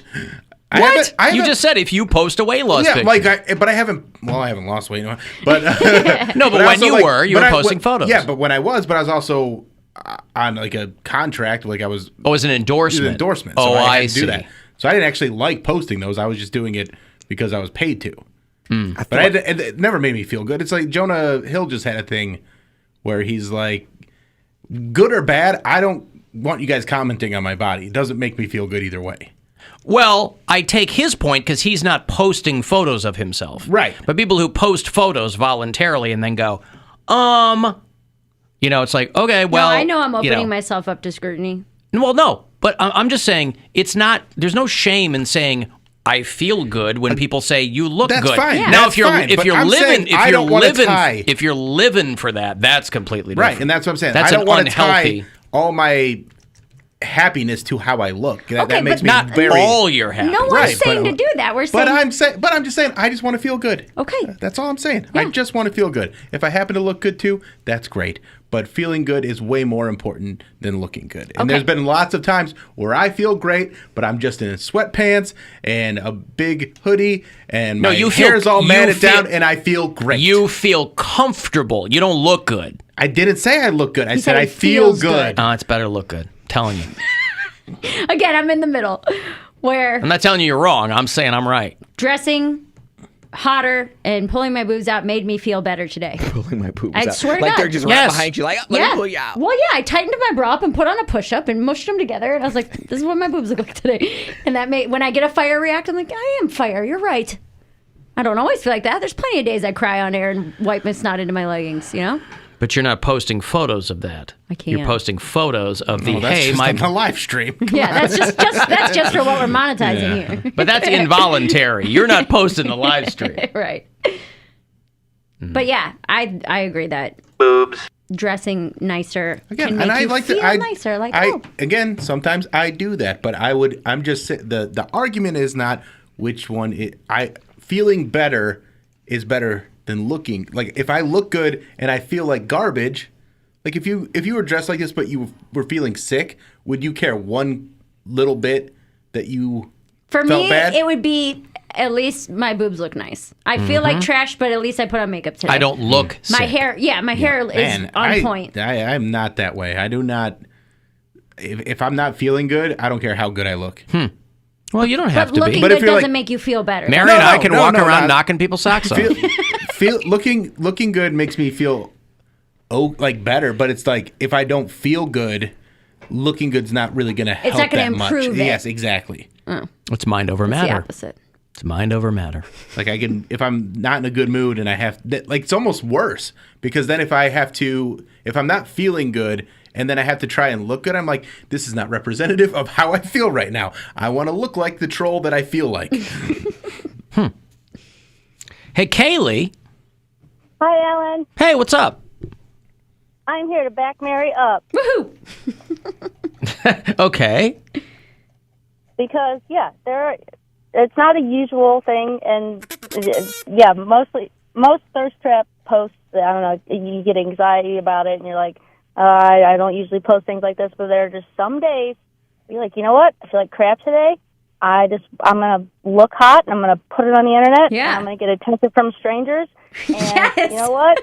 You know what? I look good and I feel good and people are telling me I'm hot. And Mary, you did look hot. Look damn hot in that picture. So that's exactly what matters.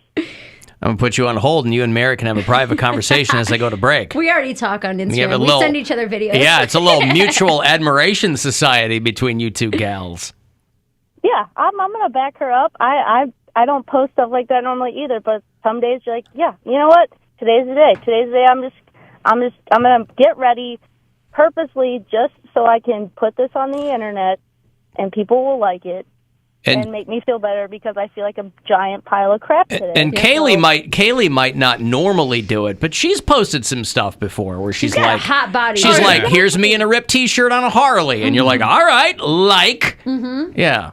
Exactly. Just sometimes if you want to act like you don't crave attention from strangers in this day and age. Well, craving attention is different than going, I look good, I'm going to put this up. Craving attention is where you get into a... That's when you're doing it every day, all the time. Some days you want yes. it. Some days you want it, and sometimes you don't. But like for me, and maybe it's because I'm a guy, and like that's not the thing. Like I don't even post my shoes anymore because I don't want to talk about them. Now here's my Like question, Bill. I don't. He's like, I don't want to talk about... Guys, I don't want to talk about my shoes anymore. I want certain things to be for me, and so like I don't want to... Your footwear. My like it's something that I got so annoyed with where it's just like, I don't feel the need to just completely share every aspect of my life. And like, I was dressed up on Saturday. No need to post it. Like it doesn't help me. Yeah, we took a few people. pictures, but I didn't post them. I was like, oh God, I don't know my angles. There's plenty of times where I've looked really good, but didn't feel the need to post it. But on a day where you're just having a day, you're like, yeah, I'm going to exploit this attention from people, Exploit. and it's just going to make me feel better, okay? Yeah. And I think that's fine. Knowing it and admitting it is fine. Where you're just like, yes, you know what's going to happen today? You're going to look at my butt. You're going to look at my butt and my That's what's going to boobs. happen. All right. Hey, thank you, Kaylee. All right, love you. All right, love you too. Whatever it takes.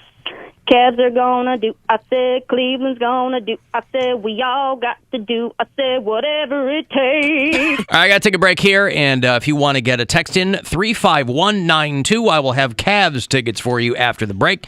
If you want to go see them play the Wizards on Wednesday night, and the next chance for you to grab $1,000, you can go fund yourself. There's a keyword coming up at 4:30.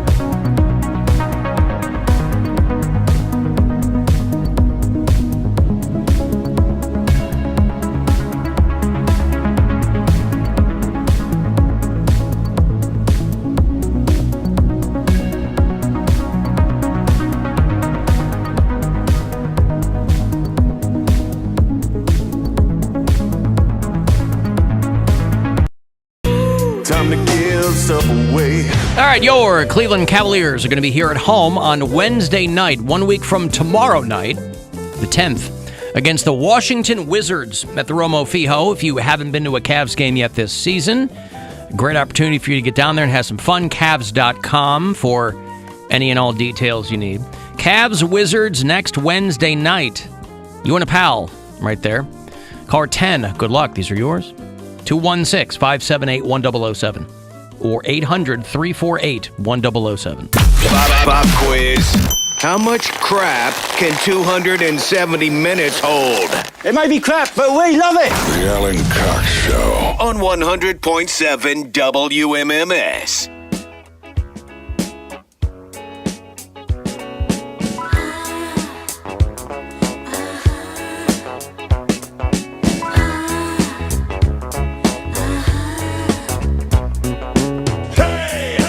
I'm your life. I'm the one who takes you there. Hey, hey, I'm your life. I'm the one who cares. They betray. I'm your only true friend now. They'll betray. I'm forever there. I'm in a spin, you know, shaking on a string, you know. You make me feel like dancing. You know exactly true. You make love me it.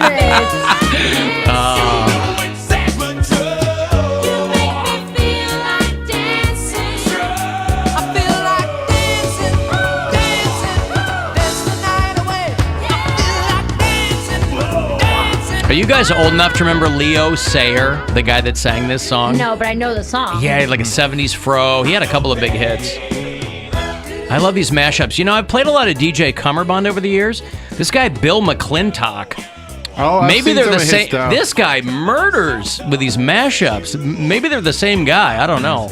Maybe it's like Deadmau 5 and Joel Zimmerman, but love You Make Me Feel Like Dancing with Metallica. We were just playing that See Metallica in Vegas promo.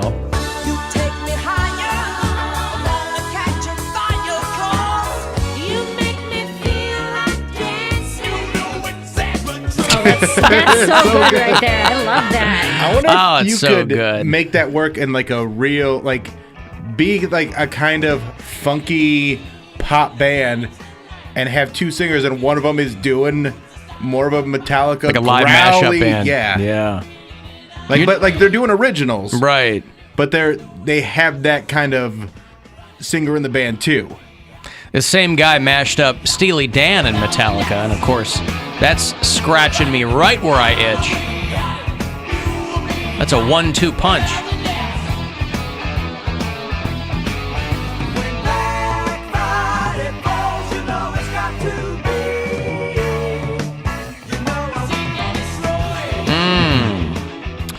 Yeah, at the Gojira show, I heard from people. I met a lot of listeners there in the lobby, and thank you to people who bought me a drinks. And they were like, boy, Gwen's really cool to go to Gojira with you. And I was like, A, she loved it. B, she would rather go see anybody than Steely Dan. So it's like... You've conditioned her. I've conditioned her, yes. She's like, these guys are really good. I go, yeah, I know. Well, she was with us when we were at Rock on the Range, what was it, Sonic Temple that year, and saw them Catch on Fire. So. Yeah, But saw they were Gojira great. Catch on Fire. They're dynamite. Like, I've never listened to them. I've only seen them live, but, like, they put on a great show. Mhm. And that show, like, the pictures that I saw and videos that I saw from Friday looked awesome. Well, we were laughing, too, because, granted, it is indoors, whereas Sonic Temple was outdoors. Mm-hmm. But there's no pyro at the Agora, so they were just shooting cannons of smoke and steam, you know, and you're like... But even if this were outside, I bet these guys are a little gun shy Yeah, about all I don't the know if they're pyro. using the pyro anymore. Yeah, they might just stick with the steam no matter where they're playing. But, man, that Leo Sayer Metallica, this guy does really, really good work. So, yeah, I guess we're running some promo for Go See Metallica in Las Vegas, whatever that is. We just aired it. Radio stations are already flipping to Christmas music, by the way. It's wild. A friend of mine that works for this company. Put my Christmas tree up yesterday. Pardon me? I know some people do that. I know once November 1st. hits, you know, November so we when I was you growing, can see it on my Instagram. when I was a kid, we always put our Christmas tree up on December the 12th. because it was my grandfather's birthday. My mother's father died, and my mom was not young. She was 29. That's young to lose your dad. Yeah. I didn't realize it as a kid, but then I got older. I was like, oh my God, my grandpa died when my mom wasn't even 30 yet, right? So we always put our Christmas tree up on December the 12th. And as an adult, that was just in my head. I think now we put it up earlier than that, but some people, they cannot wait to do the Christmas stuff. They can't wait to do it. I was excited. I slaved for hours, but I wanted A to get big it tree? out. You put up a big tree. Just check it out. Check what out? It's on my Instagram, at Bill Squire. You can't tell me? I'm right here. I'm not going to your Instagram. Did you put up a big Christmas tree? It's big enough for me. No, it's a tiny little one. Like a desktop one. Okay, but my point is, like, some people, they put the wreaths out and they put the things up, and it's fine. Your house, your rules, whatever. But I don't do anything before Thanksgiving. Same. My birthday is Thanksgiving, and it's always been around there where my rule, I'm 11 making rules for the family. My rule was no Christmas until after my birthday. So usually after Thanksgiving, the first weekend in December is usually when we would do it. Yeah, I think if there's some kind of organic demarcation line, like a birthday, birthday, yeah. right, yes. Why do I need to get trampled by Christmas? Anyway, radio stations are all, it's a race to because there are multiple ones in every market. Magic flips every year. I don't know when they're doing it, but Magic flips. I think it's in the next week or two. Is it? It's soon. I think it's Friday because we got they're invited to talking about- something. Yeah, they're doing some sound front thing. A friend of mine works for this company in Chicago and let me know that their Christmas station there is flipping on Wednesday. Tomorrow, 3rd. November the 3rd, 90, which is, it's Light FM. Yeah, this Friday, they're at WMGI is flipping to Christmas. Yeah, I think that was kind of supposed to be on the DL. Oh, but was it? Nevertheless, Then don't put it in my calendar. Of course, not a public calendar, but there it is. For the 21st consecutive year, this radio station, Chicago Light FM, will flip to Christmas. They call it holiday music, right? Not as Christmas, holiday music. They will do it because these stations, when they do this, and it might drive some people crazy, but for the most part, people love these formats. They love these stations. Because it's easy. If you know you it's... flip it on at work, you flip it on at home, they bill the Just piss out of it. music, Yeah, yep. you just... Some of these stations that don't get ratings, Magic's not one of them. Magic does very well, but I'm thinking about other markets. The reason there are stations that flip to Christmas is because they can triple the advertising rates, right? So for like 1 quarter out of the year, you have Killing stations it. making some money, and then January 1 hits, and they're back to being, in the bottom 10. But it's pretty wild. So yeah, tomorrow, this station in Chicago will flip to Christmas. I think January is the worst month. And it used to be one station that everybody knew flipped. Yeah. Now, a couple of stations are trying to figure out who's going to do it first. And you end up with stations doing it earlier and earlier and earlier. So they can call them, I don't know, they can call themselves The first to flip. The first, yeah. I mean, so these stations that do it, especially the ones that don't get anything else the rest of the year, it's a guaranteed ratings bonanza, right? Right? But I always think of the people that have to work at these stations when they flip that format. I'm talking disc jockeys. I'm not talking about like morning show hosts and stuff. I'm talking about like Playing the music. playing the music.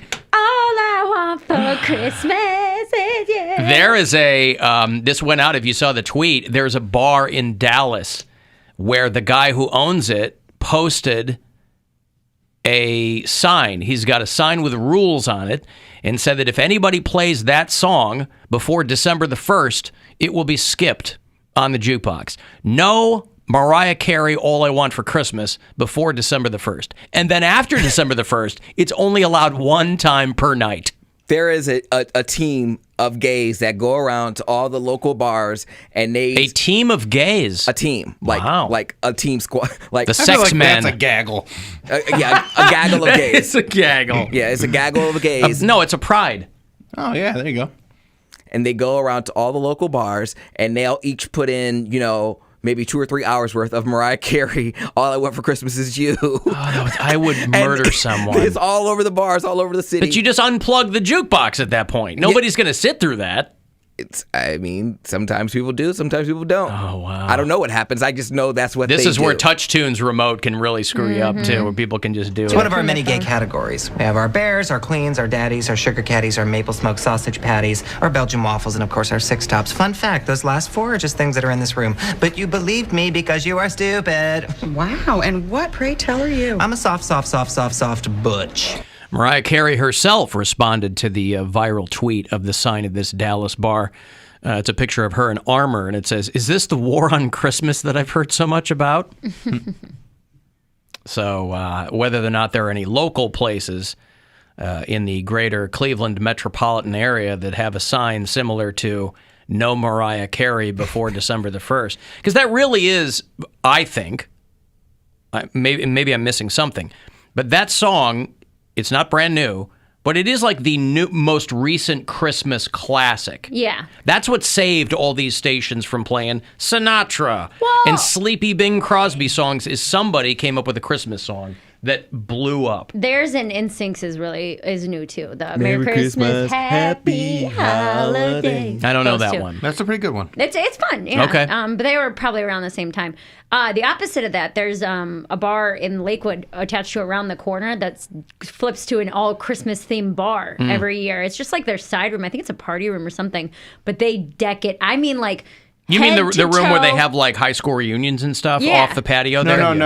no. Like it's to the right when you walk in. It's Yeah. like okay. on the corner of Around the Corner. And it but has like a little fireplace and stuff like that. Oh, It's like yeah. real homey. Okay. So they like cover the ceiling, the walls, the floor, everything has Christmas lights, ornaments, Christmas music going all the time. The bar is decked out. It's all Christmas themed drinks. Like it's, if you were like, I love Christmas, go to that place. It's crazy. Again, I could see doing that like on a night.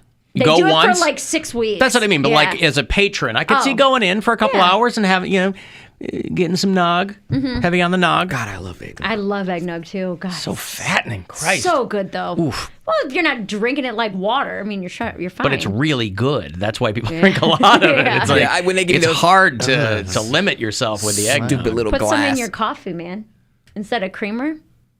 I've got $1,000 to give to you here. It's a chance for you to go fund yourself just in time for the holidays, too. So listen closely and good luck. The Buzzard wants you to go fund yourself and score $1,000 now. Text the nationwide keyword GRAND to 200-200. You'll get a confirmation text and info. Standard data and message rates apply in this nationwide contest. That's GRAND to 200-200. Good luck and go fund yourself from 100.7 WMMS. Sound like he said sex the nationwide. That's what he said. Sex? You to go fund yourself and score $1,000 now. Text the nationwide. Sex the nationwide cult. All right, well, there you go. Have the code on your nipple. Good luck with all that. We're talking about SEX in front of the CHILDREN. Sex cauldron? I thought they closed that place down. Hey, Mike. Yes, is this the donation line for the Mary Santora sexual offender rights? Oh my God! The Yeah, sexual really. defender. Go ahead. She's a registered sex defender. Yeah, exactly. No, I was just calling in to let you know that the war on Christmas will not cease until the rules of the holidays are back to normal. Christmas the season begins on Black Friday, not before it. And frankly, it's disgusting to see how people have just trounced on the tradition of the holidays. That's the day after Thanksgiving, right? Exactly. Black Friday. Because I think even Black Friday is a thing of the past, because that kept getting moved further and further and further ahead, and then people just started doing everything online. So now they're like, Black Friday in July. I mean, they just kind of, I don't know. And this year it's going to be even more difficult because of all the supply chain problems. Where Oh, they'll be God. like, hey, does your kid want some old toys? Like, maybe Remember how people fought for things that were in stock? Yeah. Boy, imagine this year. It's going to be these supply chain fights. Fun. Okay, so Mike's planting his flag in Black Friday. Yeah, and also, I mean, it's the tradition of waking up on Friday, scanning social media, seeing everybody fighting over, the really crappy $100 TV, and people throwing themselves in the holiday spirit. You know what I mean? It's just good old Americanism. That's what Jesus wanted. I mean, that's right. That's what I miss is the brutal consumerism that results in viral fight videos. That's what I like. That's what people getting hit in the head with a 72-inch television, and for me, trampled to death. Yep. Now I put my tree up because it's a little tree, and it was literally in my closet, and I opened my closet and it fell down. I'm like, well, it's in my hand now. Yeah. So I might as well put it up. Oh, that's what precipitated it. It wanted to be put up. Yeah, it was Santa Claus telegraphing his intent to you. But Okay, hey, thank you, Mike. I think Christmas really begins when people get mad at the Starbucks cups. What is that one? That's really when they get the holiday Starbucks They got cups little lights on and them they represent all the different holidays around this time of year, and people go, I'm not getting one of those because it's not. I don't say Happy Holidays. I say Merry Christmas. So you. Can is that what happens? Every year it happens. Oh, okay. Because they don't just acknowledge Christmas. It says Happy Holidays. Yeah. Happy Holidays, or it'll just be Seasons like red and white greetings. seasons greetings, but it's not. It's not a Christmas cup. It won't have like a Christmas tree on it. It'll just be like red and white, and they just go. Listen, more on Christmas. But also, sometimes people should stop and consider the alternatives and realize what they have, because those people would be way more pissed off if Starbucks had a cup that recognized by name a bunch of different holidays. Yeah, if it was Diwali, and it was Christmas, and it was Kwanzaa, and it was, if they by name had cups with all these different names, those same people would be freaking out. So you should be actually happy with Happy Holidays or Seasons Greetings. What about this? What if they do this? What if they do a series of cups and you got to collect them all? And that's Like how you McDonald's sell- Star Wars glasses. Yeah, exactly. Yeah, and show how woke you are this Christmas season by collecting all the Starbucks holiday cups. Hey, where's my Kwanzaa mug? I can't find it. Hey, Woody. Alan. Woodrow. Alan. Hey, I love what Mike said about Jason would just love to see people like battling over a big screen TV or whatever. Yes. That's just simple to help. But hey, hello, Bill. Hello, Mary. Yep. Hi.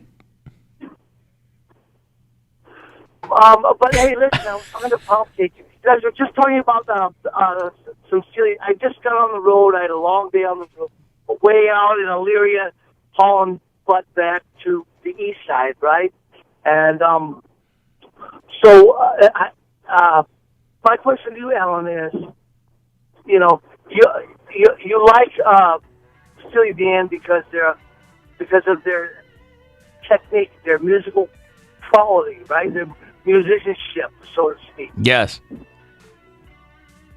But you're also a huge fan of Warren Zevon, Yes. if I recollect. Yep. And it's just pretty straightforward rock and roll, and his lyrical content is just brilliant to me. Even though it's pretty much 3-chord rock and roll, 5-chord rock and roll. Yes. And I guess my question to you is, which do you prefer more? Do you like the lyrical content of your art, or the technical music content of your art? I like hyper literate lyrics. So if you're talking to Warren Zevon, if you're talking a Steely Dan, if you're like, I like that, but I don't. Most people are not writing great lyrics, so I'm going to focus on the musicianship. If there's neither, it doesn't interest me at all. So I don't know if that answers your question. Well, yeah, I don't know. What would be your druthers? I would rather hear. When I was in bands as a younger man, I never proved myself. People think it's easy to write songs.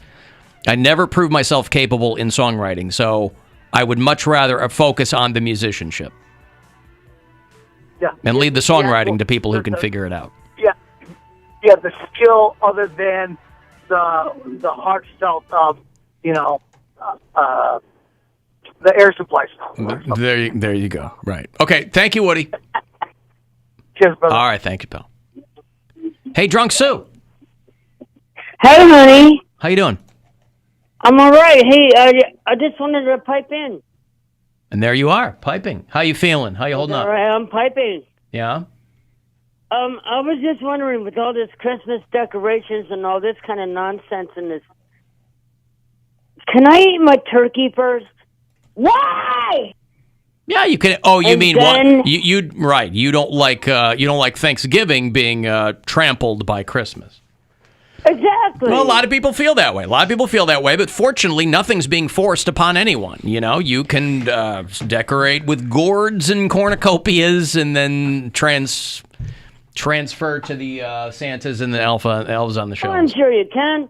I mean, I'm sifting through candy canes trying to get to the Halloween candy. Right. You know? Yeah. What the heck is that?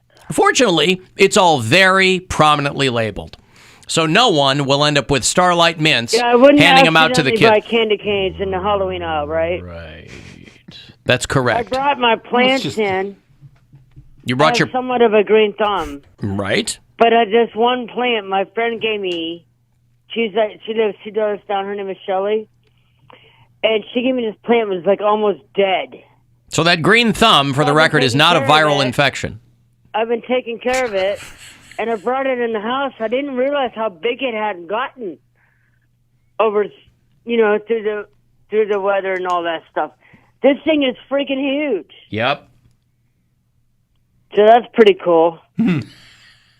But I'm just saying, I just want to eat my turkey first before I have to worry about wrapping paper. Here's what I want you to do, is I want you to have the best of both worlds. I want you to wrap your turkey before you eat it. That's your mission, should you choose to accept it, Sue, is to wrap that turkey. Wait a minute. Like Jeffrey with a bath towel on his turkey?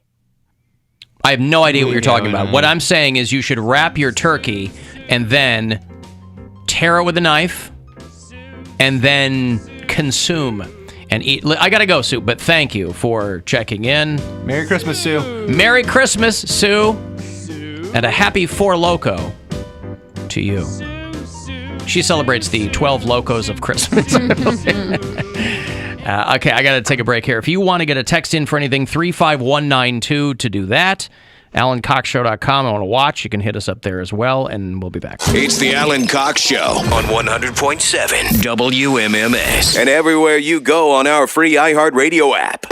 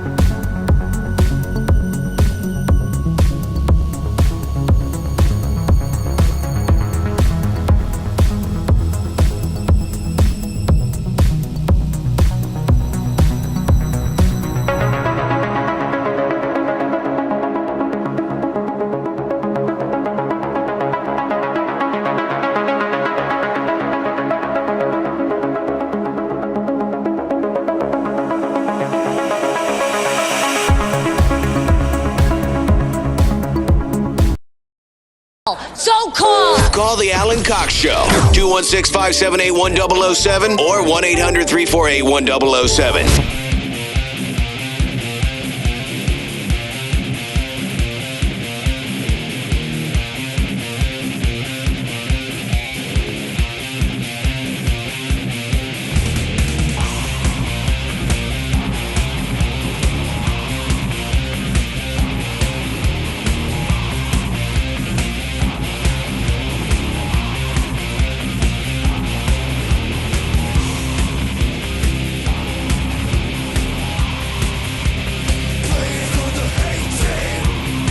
All these people fighting, swinging their fists over, I don't know what the hell's going on over at Southwest Airlines.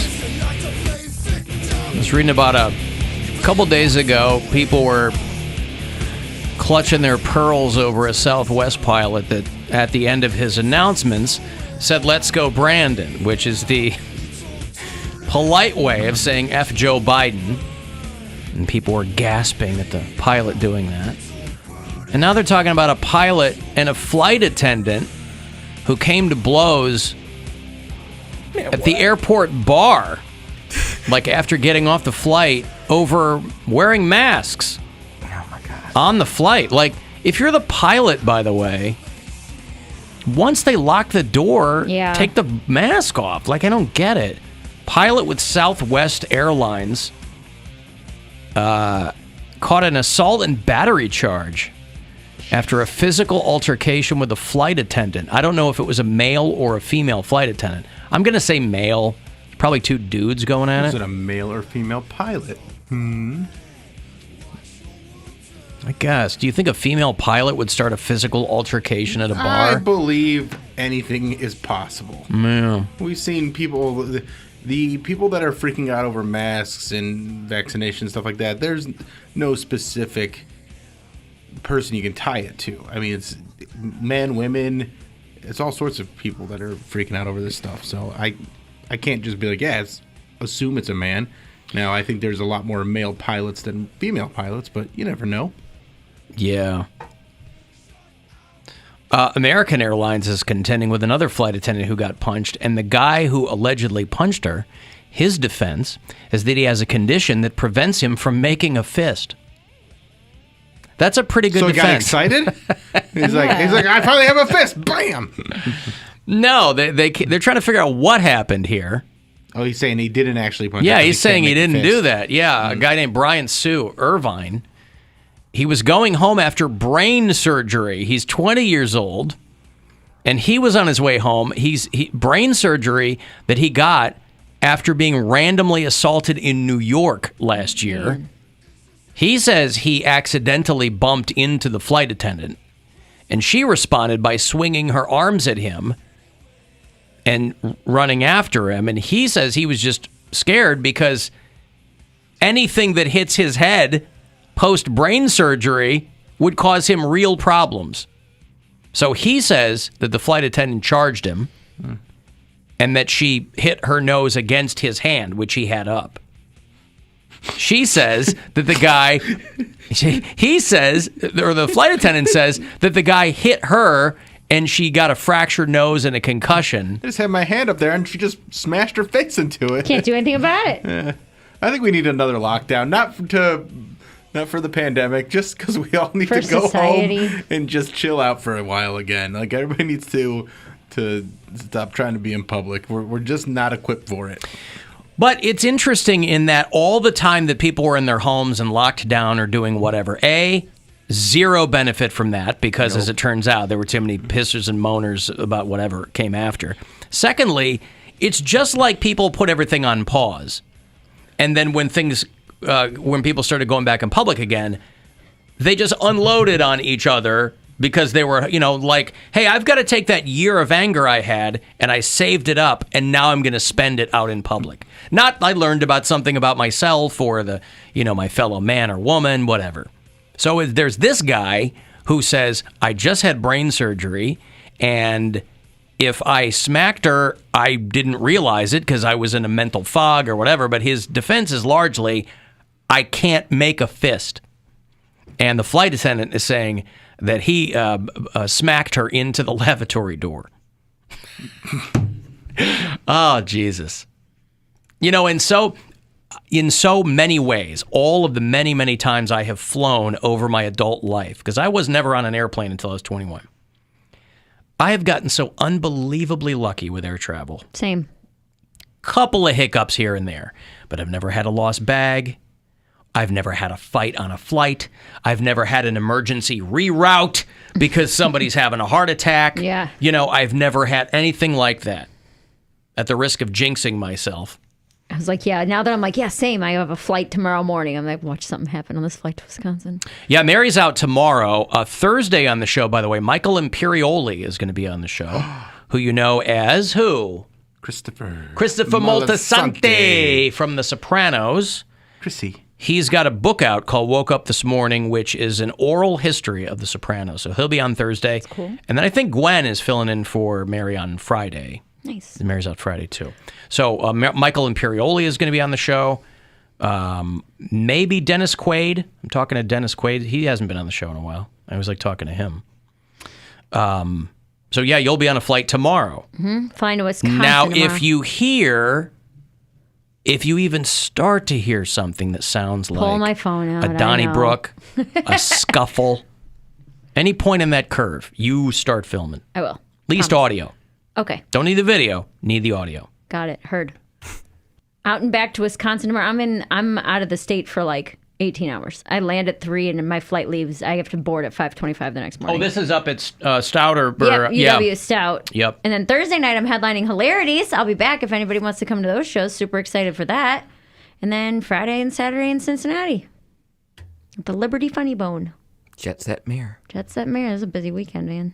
I was reading about an indigenous tribe in Peru that just learned about the pandemic because the Red Cross showed up with vaccines, and they go, what is this for? It's an indigenous community in the Amazon rainforest.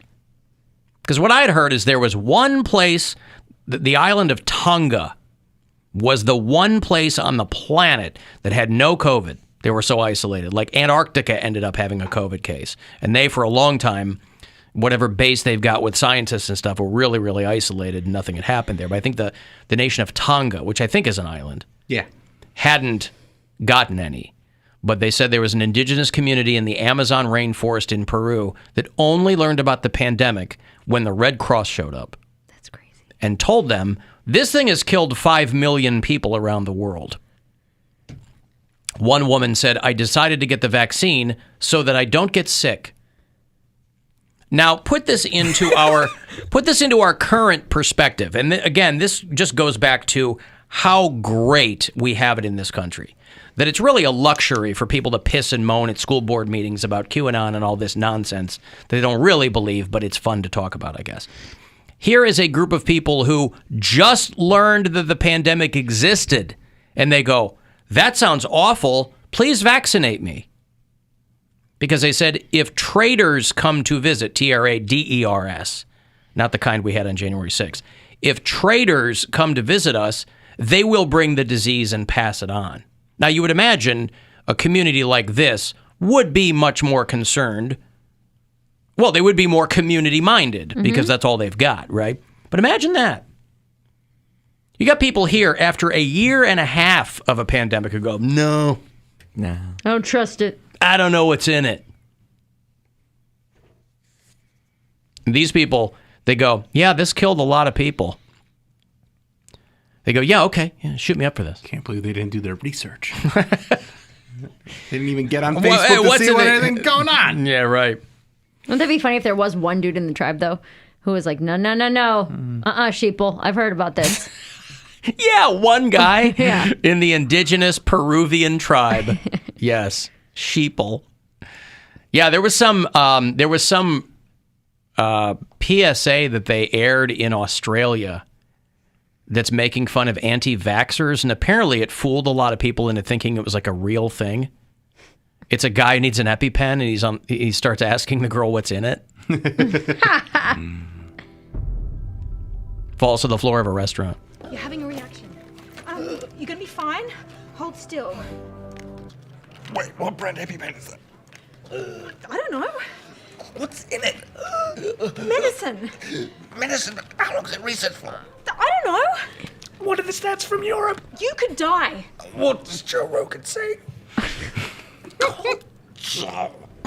We don't question the science when our life depends on it. So why question it when millions of lives depend on it? Science has our backs. Get the vax. Great. What does Joe Rogan think? What are the stats from Europe? Yeah, so anyway, this Peruvian tribe got themselves vaccinated. Alan, most people probably don't need vaccines because they're not 400 pounds because of refined sugar. That's not how it works. Well, it's Skinny people die too. Right, but I get this person's point. This country is singularly, because of the food industrial complex that we have in this country singularly does not want to talk about fat people. Because between Big Pharma and the sugar lobby and corn farmers and blah, blah, blah, they don't want to talk about that, despite the vast preponderance of, you know this from your own life, the vast preponderance of hospitalizations are due to obesity. And, you know, anti-vaxxers like to throw this out. If you're not 400 pounds, it doesn't matter. That's not true either. But there are a lot of countries having this conversation. This country don't want to talk about it. You can't talk about, because then it's body shaming and it's blah, blah. I'm not sure how many fat people who are at death's door are concerned about body shaming.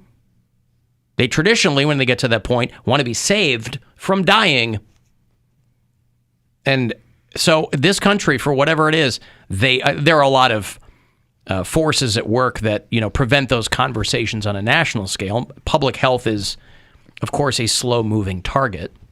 But you'll remember when Michelle Obama was first lady, that was her. Every first lady has a pet project. And hers was, you know, hey, remember when she had the temerity to suggest maybe people should eat better? And so that was her project, was like, hey, let's get moving, let's exercise, let's eat better. And they were like, what? No French fries? Listen, I love French fries too. You should get them from Wendy's. They're hot and crispy. Or they'll replace them. I don't want to be a fly in the ointment. Then don't be. But let me ask. If I go to a place and they get me fries, yes, and they go, if you don't like them, we'll replace them. Yeah. Sounds great. But I'm going to get replacement fries that came from the same batch. So if I didn't like the first one, what's the upside to getting... You're going to get hot and crispy ones. But that implies that they held those back. No. Until I asked for replacements. They're just saying you're probably not even going to have to ask for other ones because you're saying you're going to get hot and crispy fries. Listen, that's how that comes. This is I've had Wendy's fries. This is never a problem at Wendy's. That's right. Honestly, that's all we got to worry about. He's getting paid. I'm not. No, that's fine. It's not a problem at Wendy's. But I've heard other places go, if you don't like them, okay, pick anything on the menu. If you don't like it, we'll replace it. If I didn't like it, why do I want you to give me another one? Give me my money. It's marketing. I get it. We'll replace it. Next one's free. The next awful thing is free too. Hey, this is terrible. No, they'll fix We'll give you a new one. Fix it. Yeah. If you get fries that aren't hot and crispy, they'll replace them with fries that are hot and crispy. So it can't be from the same batch. That's at Wendy's, Bill. And again, never have a problem with Wendy's. The irony of this conversation is just too much for me. How? How is it ironic? Because 40 seconds ago we were talking about the obesity problem in America. But this is part and parcel of it. I understand. Nobody wants to talk about how fat people are, you're going to have a harder time with everything in this country. You're going to have a harder time with accommodations on, public transportation. And, people don't want to talk about it. Did you guys ever take like a hair out when you had like fries or a burger or something like that? You take a piece of hair from your head and be like, hey, there's a hair in my burger, or like there's a hair in my fries. You mean lie about having a hair in your food? Yeah. Yes. No, I've never done I've that. never done that either. Well, I haven't done that because if I find a hair, pull I it don't out. really care that much. Mhm. I'll It's not take that it big of out a and deal. And now if I find some short and curlies in my Caesar salad, we're gonna have a conversation. But to me that's a cost of doing business. Like it happens. Yeah, if You're there's not going to die. and I'm not entirely sure it's not mine. Mhm. So I'm like, it's a little more clear now. But when my hair was long, if I found a long brown hair in my food, I'd be like, that's probably mine. Yeah. Doesn't bother me. What you're asking about is if you're trying to get fake food or Trying to get trying free food. free food by lying. I've never done it because I'm not cool enough to pull that off. Because This is a thing that cool Cool people enough. Well, I'm I just thought saying, peeing your pants was something that cool people did. I would look like Everybody fakes having a hair in the food. If you don't, you're not cool. Yeah. I would look like I'm lying. Like I don't feel like I'm. You have lying about free food face? I feel like they would call my bluff. They were like, deal with it. Like I'm more afraid of being embarrassed even back then. So What, I bitch? never tried it, but I had friends. They would be like, But a place wouldn't call you out. They'd go, "Oh my God, I'm so sorry."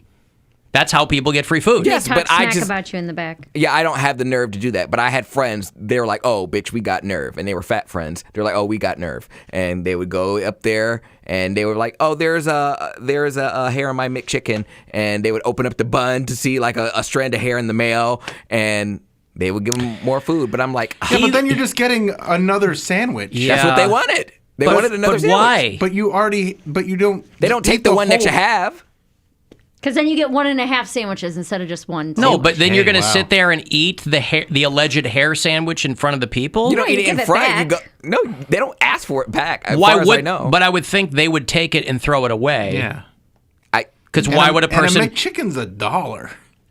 Homie, I didn't. We were kids. I'm not justifying it. I'm telling you what happened. My thought is, They didn't even take it if away. you, my thought is, even if back in the day you were prone to doing that, I have seen too many TikTok videos of what fast food workers do when they're pissed off. Yes, I'm like, these people are like a squirrel, and I'm trying not to make any sudden movements, right? Like if I have to deal with somebody like that, I'm polite, I'm nice, I want to, Are like, they posting hey, that on TikTok? Like, oh my God, messing people with are, sandwiches? yes, I haven't seen this. You've seen it like I'm licking all the Taco Bell shells and that kind of stuff. They are not smart. It's not even necessarily because they're mad at somebody. It's just the stuff they post. I washed this out in the slop sink or something. I'd like, man. Now, you can solve that problem entirely by not patronizing any of those places. But Except Wendy's. so, as much as people gave Michelle Obama a hard time, she was a catalyst for some changes that came down the pike. I mean, these big companies are at least more publicly conscious about trying to, food and beverage manufacturers cut calories out of the food supply, and restaurant chains, like if you go to Red Lobster, Olive Garden, they've swapped out fries for fruit cup or vegetables, They just put the calories right on the menu. So they're Right. like, hey, we told them what they're ordering. Well, but If that they never still stops choose it- anybody. Right, but they're like, or they'll have It's supposed to go, the lighter options choice. I remember when they started doing that, and I'm like, first of all, nobody comes here for a salad. So you can, but you're right. You can tell people, hey, we let them know. We give them the information. But even at a place, As if people go, oh my God, that's bad for me. Like, you're not eating health food. but you go to a place like Applebee's and you get a salad, and people will lie to themselves, be like, oh, I got a salad today. It's healthy, but it's 1,800 calories. It's bacon and cheese and fried Candied chicken walnuts and ranch. And what kind of dressing would you like? Maple syrup. It's the size of a hubcap. Like, Right.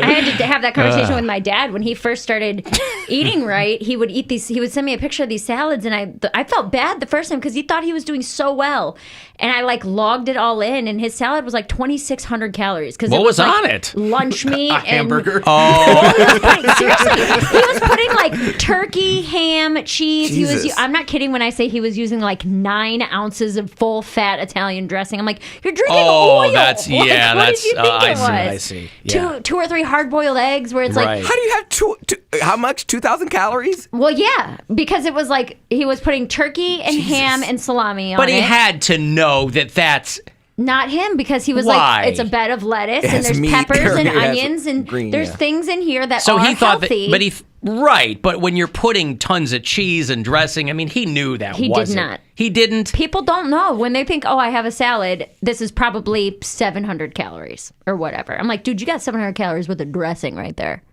Huh. I got a salad on a bun. It's called a hamburger. Right. It's a meat salad on a bun. It's delicious. It's got onion. It's got lettuce. It's got tomato. And the bread bowl has a lid on it. Why don't they call this a vertical salad?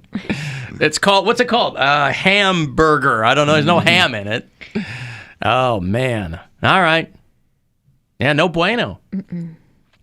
They're good salads, though. I mean, Those hamburgers are great good. salads. They taste incredible. Oh, man. I got the barbecue chicken vertical salad.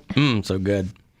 Hey, I got tickets for Sebastian Maniscalco for you after the break. He is on the Nobody Does This tour to get him to the Romo Fijo. In December, he's going to be on the show here next week. So we want to go see him do his thing live. He's back on the road. I'll have those tickets after the break. Also, next chance for you to grab $1,000 is coming up at 5:30. And our sold-out Alter Ego Festival in January in L.A. That thing is sold out, but we're still giving away trips to get out there for you and a pal, and you can win that right now. So listen closely and good luck. Now, here's your chance at a trip to our 2022 iHeartRadio Alter Ego. Text the nationwide keyword ALT to 200-200. You'll get a confirmation text and info. Standard data and message rates apply in this nationwide contest. That's ALT to 200-200. From the Nuremberg Paris studios, fighting for the injured since 1928. Book your free consultation at nphm.com. This is 100.7 WMMS. An iHeart radio station. Available everywhere on our free iHeartRadio app. #1 for music, radio, and podcasts. All in one. From the Universal Windows Direct Weather Center, WMMS Weather. Hey guys, chilly tonight. Temperatures in the 30s. Chance of a little light rain mixing with snow overnight. Tomorrow, cool with increasing clouds. Highs in the upper 40s. I'm 19 News meteorologist Sam Roberts on WMMS.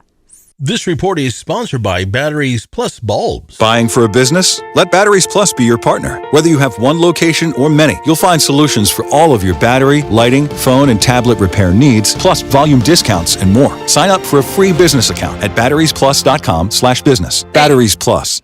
There we go. Hey, it's Alan for Northeast Factory Direct. You remember my man Alex Nemeth, right? For that part of 2 decades, he has built Northeast Factory Direct along with an amazing crew of people into what it is today. But the mantra has always remained the same there, no matter how big they've gotten, and that retail is for suckers. And so what they've done is they've cut out a lot of that middleman stuff that big box stores use to overcharge you for things. And so what you get are the items themselves, but you save a lot of money on them, but you don't sacrifice quality at all. Now, let's talk about your kitchen. There are a lot of people who have thought about redoing their kitchen, but it gets very expensive very quickly, which is why I tell people to make an appointment with the design team at Northeast Factory Direct. You're not just flying blind, by the way, when you're over there. They've got a team there that can really steer you in the right direction and figure out what you want to do and how to do it. And the cabinets and the countertops at Northeast Factory Direct, all of the finishes you're going to want that come standard at Northeast Factory Direct. So it's a super simple process. You can make an appointment with the design team, even if you've got a couple of measurements yourself, even if you are a little bit further into the process. Hit them up, and they'll figure out a way you can get an amazing kitchen, high-end cabinets, countertops, and you save a ton of money. West 140th in Cleveland. They have a warehouse there if you want to walk in and check them out. Eastside in Euclid. They're down in Macedonia. And online, look around, northeastfactorydirect.com. Are you thinking about selling your current car, truck, or SUV? Ganley, Ohio's #1 automotive retailer, wants to buy it. Whether you own or lease your vehicle, bring it to any Ganley Auto Store.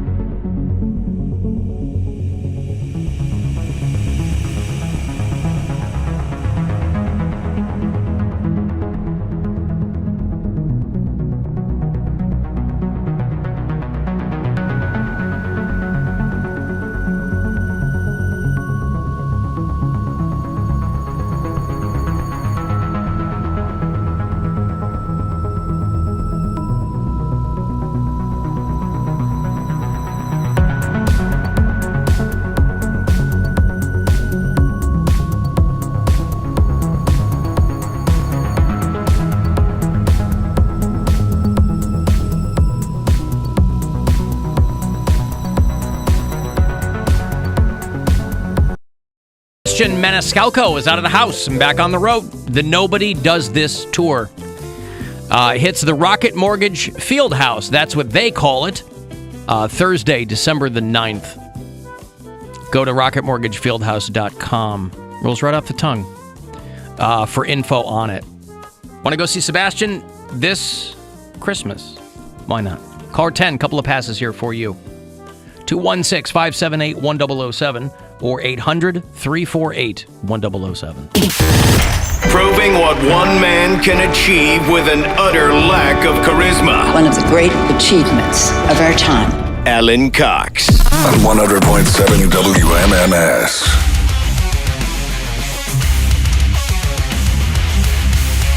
I'll have Sebastian on the phone next Wednesday to talk about the tour and whatever's been going on with him. He's from my hometown. I always like talking to Sebastian.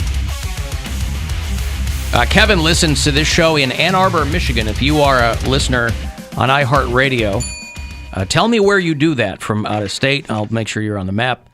Aaron listens in Jacksonville, Florida. Josh is a bureau chief in Tulsa. Juan listens in Chicago. Who else? Jamestown, New York. That where the Comedy Museum is? Yeah, National Comedy Center. That's where Kevin listens. Great place. And Barbara is one of our bureau chiefs in Richmond, Virginia. So thanks, gang. Also, the radio nerd in me needs to point out that today is the 101st birthday of KDKA Radio in Pittsburgh, Pennsylvania. Cool. It is the first commercial radio station in the United States. And they began broadcasting on November the 2nd, 1920. Now, it's a far cry from what the station is now, but I was on in Pittsburgh for many years. I had friends that still work at KDKA Radio. And that's its big claim to fame. Do you have audio from their first broadcast? Yeah, I sure do. Let me bring it up here. And I mean, God, 1920, Bill. I mean, it's not, they were the first radio station in the country. And you'll notice, usually the K call letters are west of the Mississippi. There are exceptions. Yeah. There's KYW in Philly. There's KDK. But, old radio stations. Let's see here.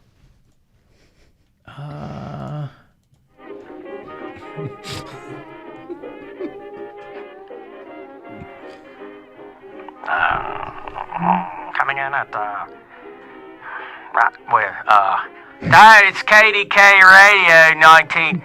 It's today November 2nd, 1920.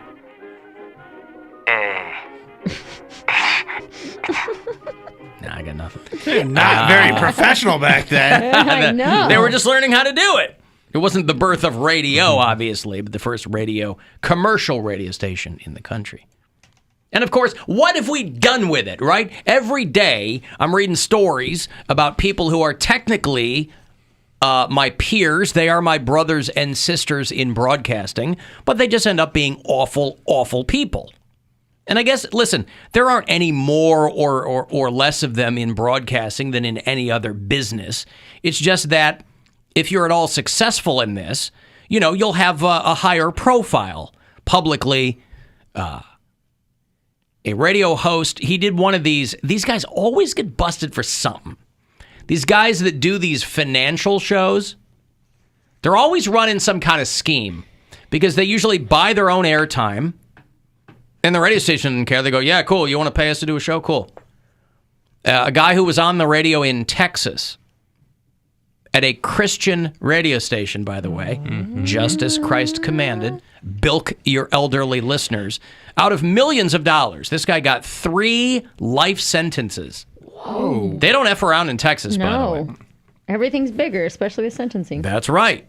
You can't have an abortion, but if that kid grows up to be a radio host running a Ponzi scheme, right into jail. A guy who went by Doc Gallagher bilked listeners out of about $600,000 over a period of time. Ended up being millions of dollars. Some people said they had to sell their homes. So what was the scheme? It was a Ponzi scheme. He was taking Jim's money to pay Mary. Okay. Right?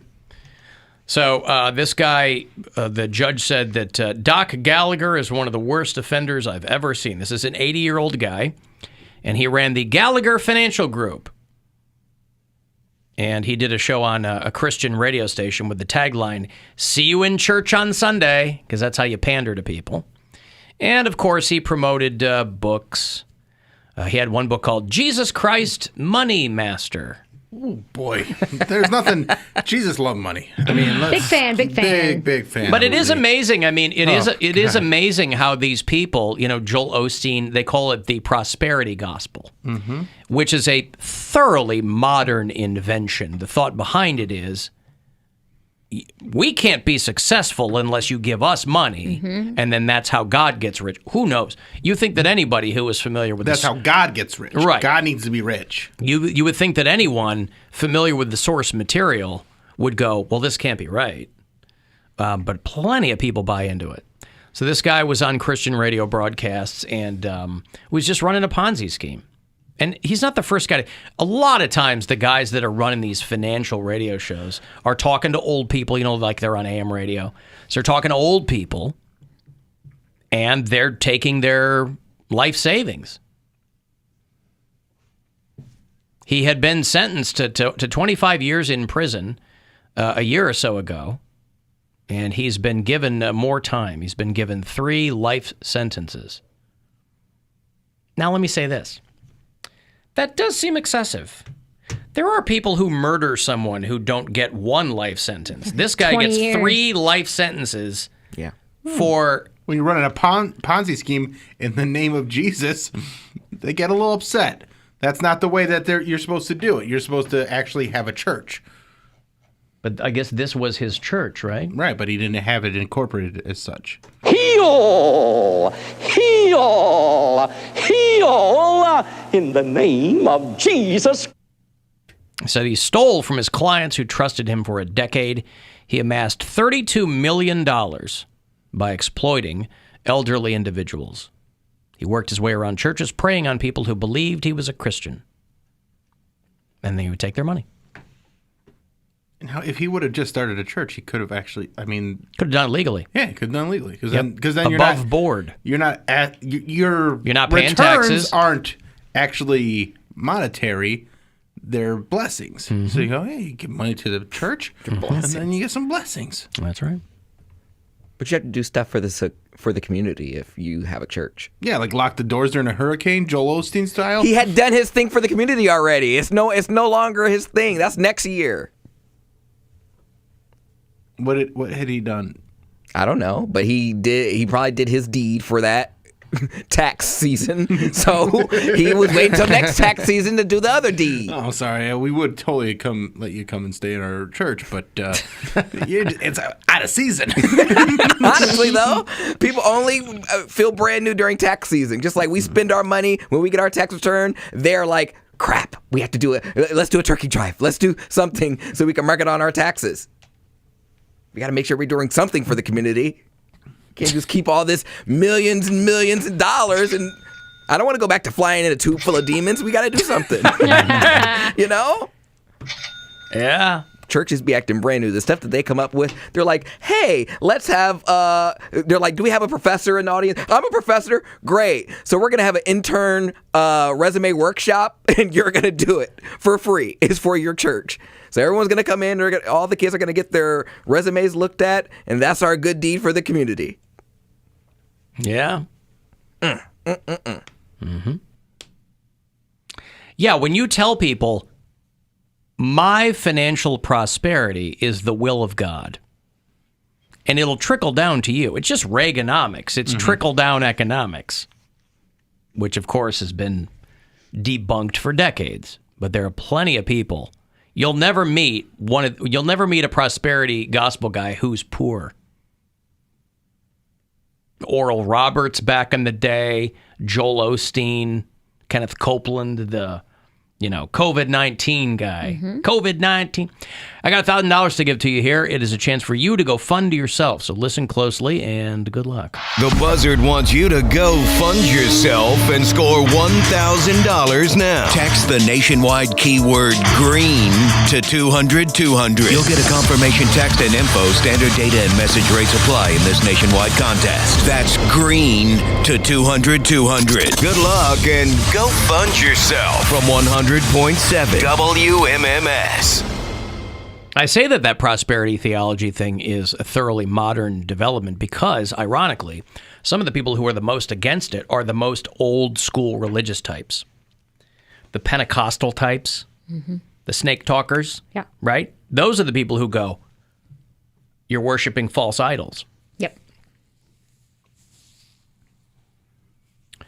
Alan, why don't you just get it over with and fire Poundcake? That's not very nice. Is that what Jesus wants? I mean, he deserves some prosperity. They're already, He's got the Poundcake sports break tomorrow. I can't fire. He'll have no job. I can't. His broadcasting career will be over. That's not on you, though. It's on me if I let him go. And we'll see how Campy does when he's out. I was going to say, you guys are already considering Campy's going to be filling it. I'm not considering your replacement, but you're going to be gone. I didn't tell you to go. No, I understand. I didn't tell you to go to a Mexican island where you're probably going to be decapitated by the cartel. Hopefully. I'm going to get a box addressed to me. It's going to Poundcake's head in What's in the box? I'm going to know. It's going to smell like psoriasis medication and going to be all Jesus. bloody. What? You told us. I have psoriasis. I wasn't offended by the beheading. I was offended by you. I don't want to smell bad. Why would you be offended by a fact? You have psoriasis. But my psoriasis medication. They're going to send me. They're going to send me your head in a baggie full of skin flakes. Ew, like a snake. Talk to him. He's the one who's got it, not me. Gross. It's not. You can't listen. It's not on Poundcake to be looking out for the show all the time. It's not on him. People all the time blowing me up about Poundcake. But fire me for what? What did he give you a reason to ask? Well, people are always like, get somebody in there who listens to the show and does their job and blah, blah, blah. I'm like, look, I've said this before. Poundcake doesn't have, there's no heavy lifting for him to do. I don't require anything from him. We give him a hard time when he doesn't listen, but he says it's because he's got a condition. Fine. Which he never had until we started playing. Which he never had until we find. Nevertheless. Because he always has an answer for everything. He always has an excuse for everything. So fine, I'll take it as written. I didn't say that's what it was. I said I do have ADD. But that's your excuse for it. You went right to that. That was your reflexive answer. But you guys not, gee, maybe I'll work on that. I did say I would work on that. You guys were the ones. How's that going? I'm listening to the show. Well, thank you. I do appreciate that. He's really buckling it down, man. No one on this show is ever going to be as committed to it as I am. And it's not anyone's fault. But we couldn't be. No. You know what I mean? Right. That's right. Like physically. That's right. I could never be as committed. I can't get up at That's right. Well, it's not even not even logistically. I mean, it's No, all of it. It's your show. This is your production. It's not on Poundcake. Right. This is what I built, and he came along, and he's fine. Just fine. Well, you know what I mean? Like, I'm defending you. Will you shut up? This guy over here. I'm just fine. Well, I could fire you. But he's right. I have no reason to. What, at the whim of the listeners? They don't care. Oh, imagine if you actually did how people would freak out, and then it'd be like, some people would freak out, whoever and some comes people in new, they'd be like, I hate this guy. I want Poundcake back. But and then 2 weeks later, they'd be fine. Yeah, that's true. Well, it's true. It is true. Everybody got pissed when Erica left. F Mary. And then they go, at the beginning, I didn't like Mary. Now she's great. Yeah, dummy. That's how it works. Change is hard. If I were to leave, people would care for 2 weeks. And that would be it. That's what it is. So, people hit me up with this, and I'm like, what do you want my answer to be? Nothing. Poundcake's fine. He's fine. You need to answer the phones, which he does. When I look up on my screen and there's a name and what they called about, that's the beginning and the end of his job description, right? Grammar aside. He's not helping me write. He's not, because I don't require these things from him. He's fine. I would like him to listen. But again, it's a minor complaint. It's a minor complaint on my part. He has been now. He started listening finally. 2 days ago. A couple of minutes ago, he said that he did. Alan, there's no heavy lifting, which is what makes it worse that he sucks at his job. I don't think he sucks at his job. Trust me. If I thought anyone here sucked at their job, they would be gone.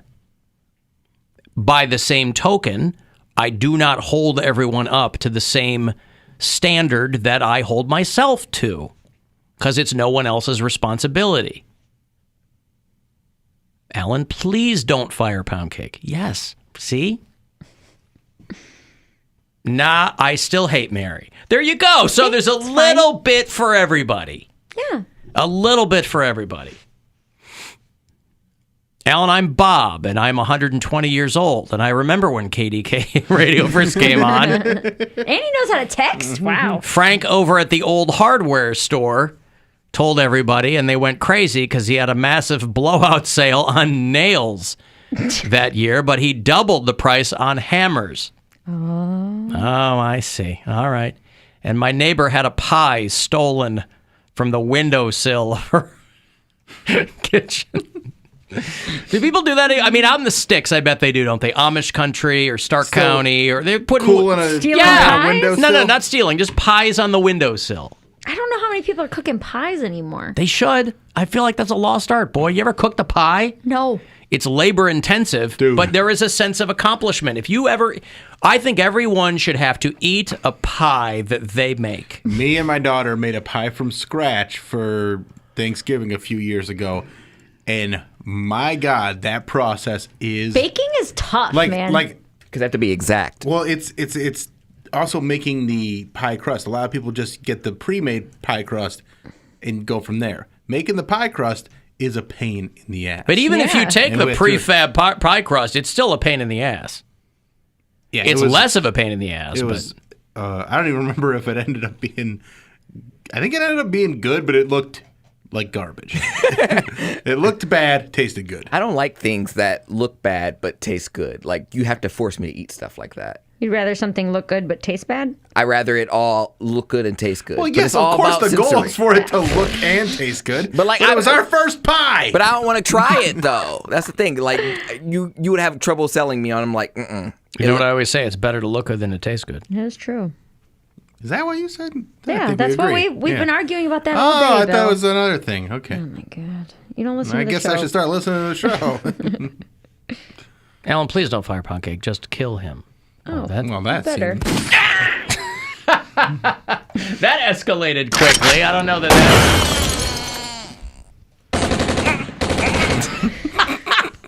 I like the short one. Like it's an inconvenience. What? Listen. No, the short one.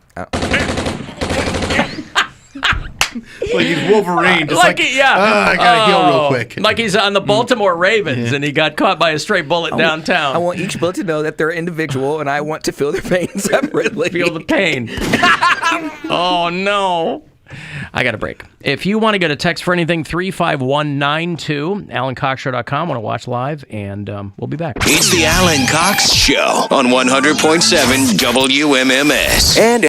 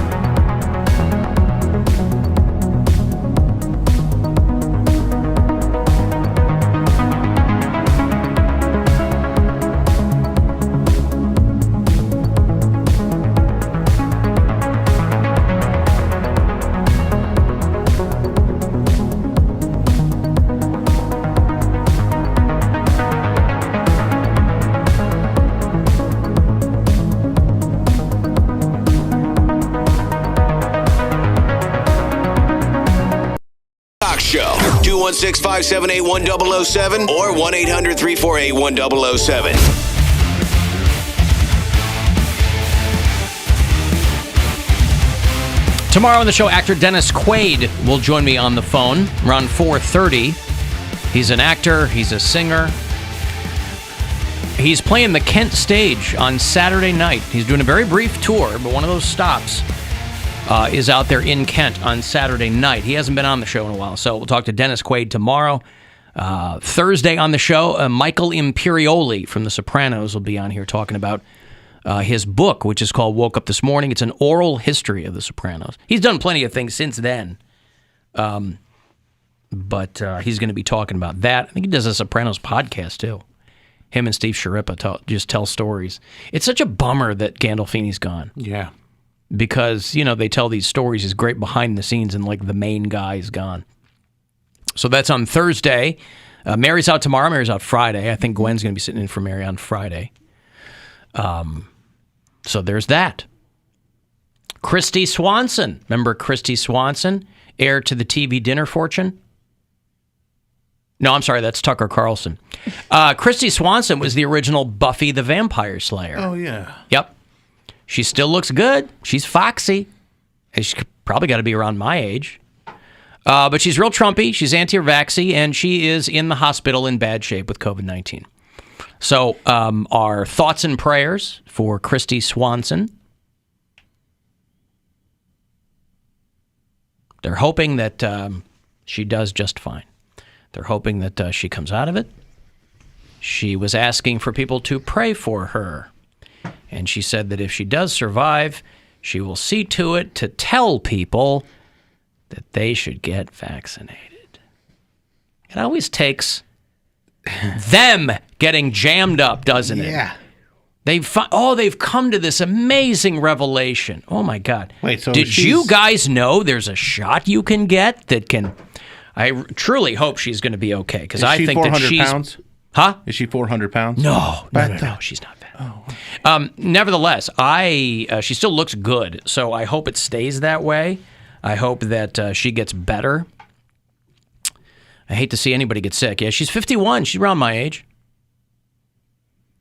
But people remember her from the original Buffy the Vampire Slayer. She was also the girl in Ferris Bueller who was talking to the teacher about they saw Ferris at the 57 flavors or something. That little brief thing in class. 31 flavors, yeah. 31 flavors. Not the 57 flavors. That's too many Oh, no, flavors. I thought they had to change it for the movie because they didn't pay Baskin Robbins. Maybe they did. You said 30. Maybe she did. I thought she said 31 flavors. I thought the reason they called it 31 flavors is so they didn't say Baskin Robbins. I see. You might be right. She's in a great movie with Charlie Sheen called The Chase. Remember that? I do remember that movie. Mm-hmm. Is Flea in that movie? Yes, Flea is in that. A couple people are in that. I think Kiedis and Flea are in that. That's the one where he maybe Henry Rollins is the cop, I think. I think it's Flea and Henry Rollins. Yep. Are like bounty hunters, I think. Yes. I can't remember exactly. I haven't seen that movie in a long time. That's the one where he kidnaps her with a Butterfinger, though. Right. Yeah. Yeah, it's Kiedis, Henry Rollins, Flea is in it. And if you've never seen, there's a fantastic horror movie that she is in from the 80s called Deadly Friend that you have to see. There's a viral clip that goes around where she throws a basketball at a woman's head and it tears her head off. You've seen that on YouTube? No. Oh, it is the cheesiest, most amazing scene. My favorite basketball to the head scene is the one where the lady's trying to look at her phone and then gets hit in the head and her glasses come off and it's in slow motion. That's from like 5 or 6 years ago. I don't know that I've seen that. Oh, you've seen it because we talked about it on this show. Oh, really? Because it's only a few years old. And it's a lady, she's trying to look at, she's sitting next to her daughter or something, and she's trying to look at the phone, and she's got her cheaters on, and then a basketball hits her, and just in slow motion, her head whips back. Her glasses stay in the same spot that they were at, and then they slowly fall down. It is one of the best. Love it. No, Deadly Friend was mid-'80s. It was only the second or third movie that Wes Craven had directed. It was pre-Nightmare on Elm Street. Wes Craven, of course, the pride of Cleveland, Ohio. And this kid, his friend dies. This girl is his friend, and she dies or is near death or something, and the kid is super brainy. And so he resurrects her or keeps her alive by putting like a microchip in her brain, like you do. And it made her psychotic and murderous. And there's a great scene that people have probably seen in the internet, even if you didn't know where it came from, where she's having a fight with this old woman, and she throws a basketball at her head, and the head explodes against the wall. Like mid-'80s practical effects, unless you were Rick Baker or Rob Bottin, it would have been so fun to work on a movie where, like, I guess this is going to be a quick cutaway shot, so we're just going to fill a mannequin head with jelly. Yeah. And see what happens. Yeah, see what happens. Red food coloring. It's great. I'm sorry, excuse me. Her glasses get knocked down, and her head goes whipping back. So I'll send it to the group chat. Yeah, send it. It is so good. I don't remember that. Yeah. But it was the Hornets versus Sacramento Kings. I see. Poor lady. Powerhouses. All right. Well, there you go. It's so good. So, Christy Swanson is in bad shape in the hospital from COVID-19. And she's always tweeting some debunked conspiracy theory and,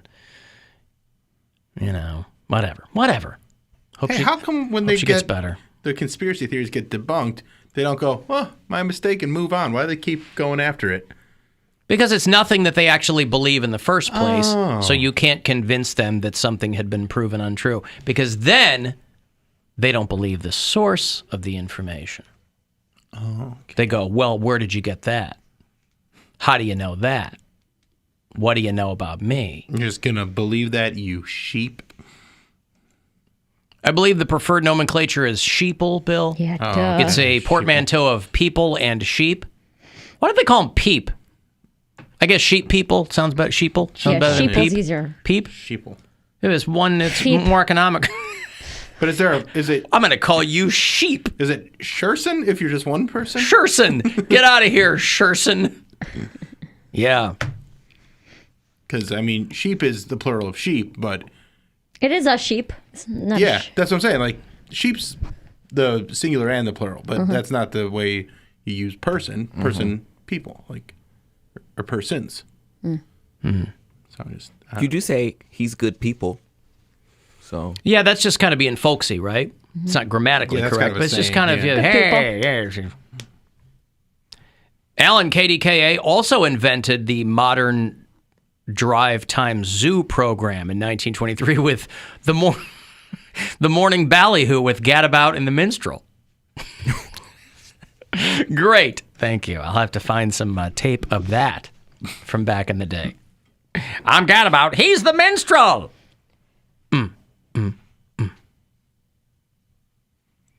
Christy Swanson was also in Psych as a side character's wife. I never watched Psych. Everybody, that's one of those shows from, 10 years ago or whatever. Everybody says was really good, but I never watched it. Yeah, I never watched Psych. I never really stopped on USA. That's always... Characters welcome there, Bill. Yeah. Characters welcome. You didn't watch any USA shows? Not You didn't watch really. Royal Pains? No, the only You show... didn't watch Not in the White Silk- collar, White Collar? None of those shows. Fastlane. You didn't watch Monk? Nope. Ugh, I hate Monk. My mom used to watch Monk all the time. I hated him. He's You didn't an watch The OCD Sinner? The crime Sinner is pretty saver. good. What is he? I'm sure these are great shows. I just never got into You it. never watched Burn Notice? Oh, I watched that. My ex liked Burn Notice and White Collar, so I've seen all of both of those series. Oh, good for you. Dude, those kind of shows are easy to pull you in. It really is. Yeah. It's the same thing every time. You Little didn't bit watch action, Fairly Legal a little bit of sex. or Pacific Blue? None. The last time I watched a show on USA was like back in like the Duckman Weird Science days. You didn't watch Mr. Robot? That was the one everybody told me to watch. You know what? I Mr. watched Robot? a few episodes of that and did not like it the way other people did. People Okay. loved that show, and I was just like, Christian Slater's too short. You didn't watch Silk Stockings?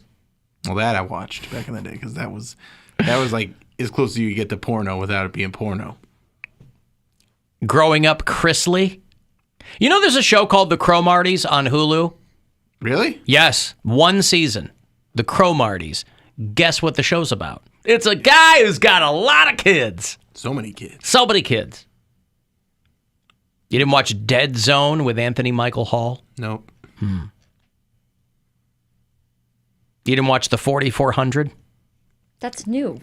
Or Suits with Meghan Markle? 4,400 is like a 15-year-old show. Are they re-releasing it? There's I like don't a know. new thing. It might be streaming now, but it was on USA back in the day. We run ads for it where like 4,400 people were abducted and they all claim the same thing about Maybe they're aliens. rebooting it. They must. Maybe have to be. 15 years is just long enough to get people to forget something and they go, "This is a brand new show." Yeah. We're going to reboot another show that people kind of remember. Up All Night with Rhonda Shear and Gilbert Gottfried. Remember that one?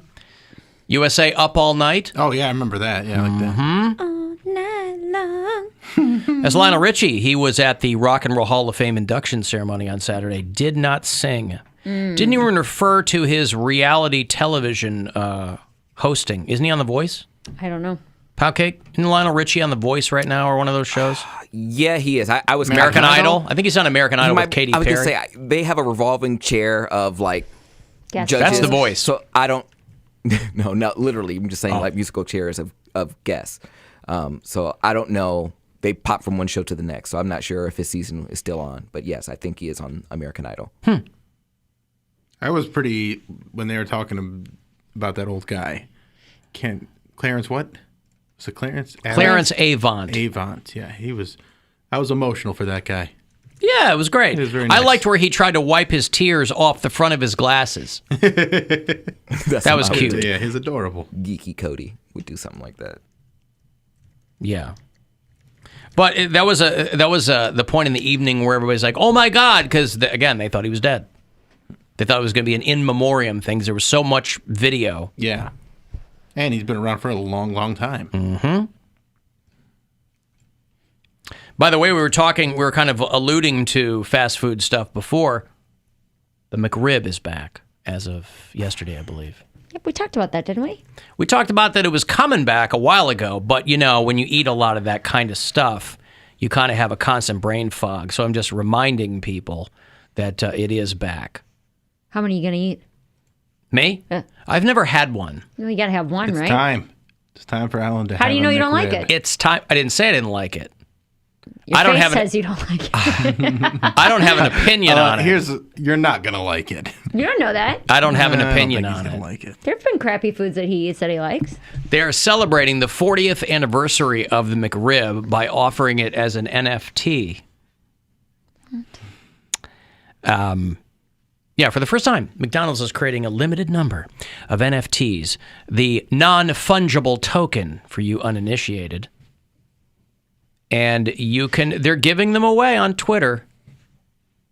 No purchase necessary. You can get a McRib NFT. Now, you can't eat this. Can't eat the NFT. Now, the McRib itself looks semi-fungible, but the NFT you cannot eat. Maybe I will eat. I was surprised at how many people hit me up last week and said, I, too, have never had a Big Mac. I love Big Macs. They are like my weakness. Not referring to me. We talked to somebody who said, I'm 40 and I've never had a Big Mac. I have one like maybe once a decade, but I have had them. I've never had a McRib. Maybe it is time. Tomorrow's not promised, Alan. Nothing is given. Everything's earned. Right? Mm-hmm. Isn't that what they say? Yeah. Blah, blah, blah. Tomorrow's never promised? Yeah. Is that what you said? Live each day as if it were your last. Blah, blah, blah. What? Ceviche? What? Ceviche. Blah, blah, blah. The new ceviche burger from blah, McDonald's. blah, blah. It's nice and cold. We keep the cold side cold and the cold side cold. Blah, blah, blah. You didn't watch Franklin and Bash? With Mark Paul Gosselaar? First of all, that was a TNT show. Oh! You're right. God, he's so gorgeous. Zach Morris. Has he had work done? I don't think so. I think he's a natural beauty. A natural beauty. What do you need to get done? He has golden hair, beautiful nose, beautiful skin. What? Why are you laughing? Well, his hair was only golden because it was dyed. His natural hair is dark. But that's is that true? I don't know anything about his natural hair. Anything after Saved by the Bell, he always had dark hair. Okay, but that's not something you get cosmetic surgery for. You can dye your hair or not dye your hair. Yeah, that's not getting work done. Hell, if that was the case, girls, all of them have had plastic surgery. Well, that's not. I just got work done on Monday. Yesterday. Mark Paul Gosselaar. What? if dyeing your hair is getting work done. Yeah. You think? Yeah, that's actually my bug bite on my leg is a calf implant. I didn't want to tell you guys, so I've been framing it as a bug bite. People get lipo on their calves. Not lipo, implanted, bigger calves. Oh, you want But bigger just- calves? Just the right one. I see. It's a power thing. You went like Lou Ferrigno legs. Nope, just my one right calf, not legs. Oh, one calf. Singular right calf. Oh God. One big. What whole does a calf implant cost? One calf implant. Your dignity. And if you don't have that, cheeky. And if you don't have dignity, I don't know. I mean, you can't sell dignity, contrary to can you popular trade a belief. McRib NFT for it? I don't know. I got mine done in the back of a van. Could you implant a McRib in there? You probably and have a could.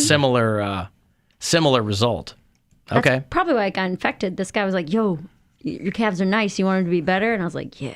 And he cut it up, put it in there. It did look like a popsicle, but he assured me it was not.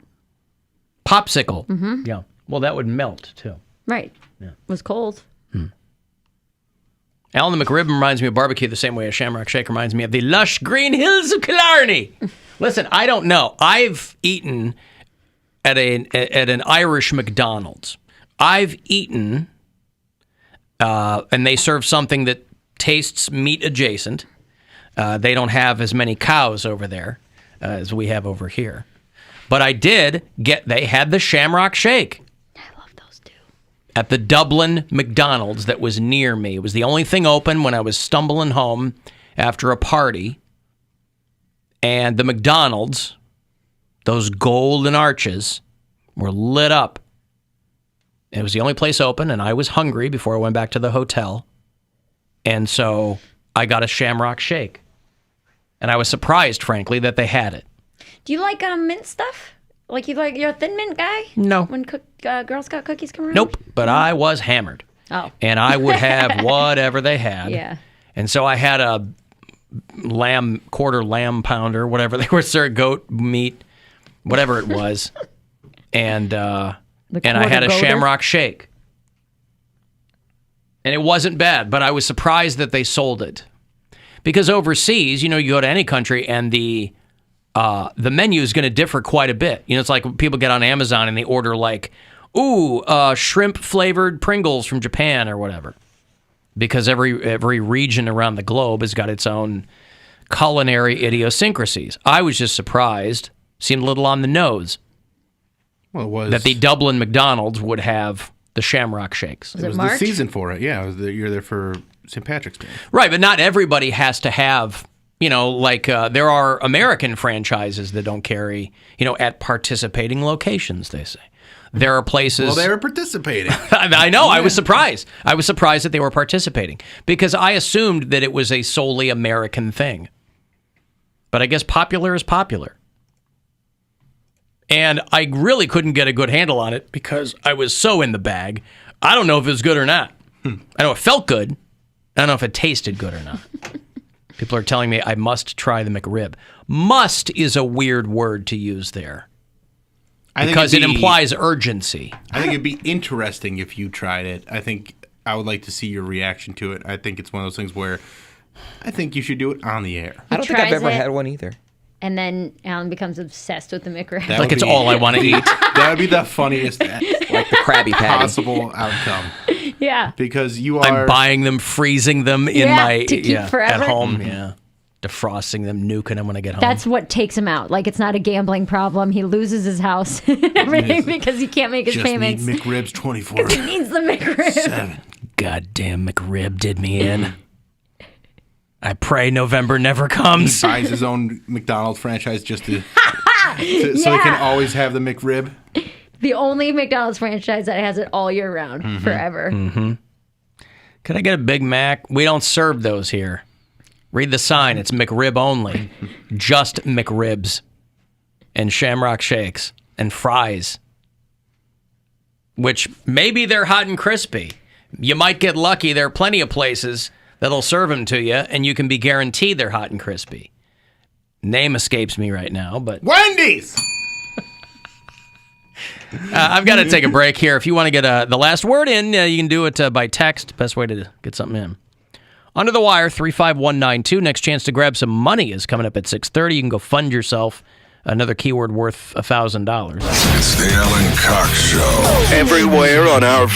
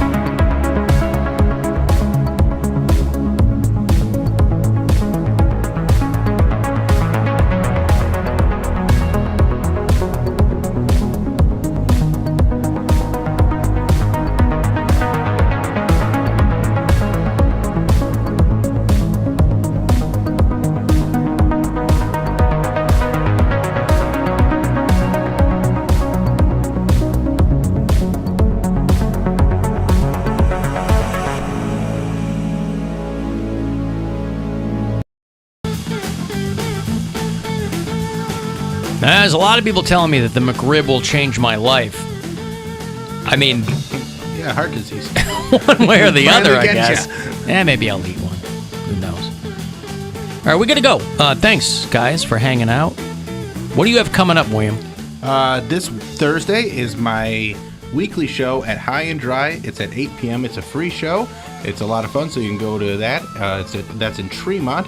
And then episodes of The Bill Squire Show are available on the iHeartRadio app, YouTube, and wherever you get your podcasts. And I'm doing a show at Hatfields November 13th.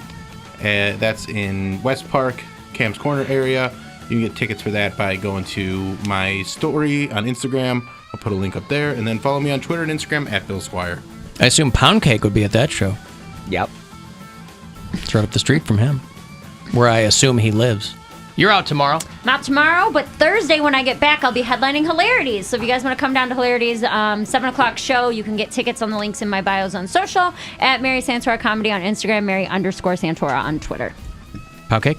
Radio Cody B on Twitter and Instagram. New Poundcake Sports Break tomorrow, and Poundcake Sports Break tomorrow, and Poundcake Podcast as well.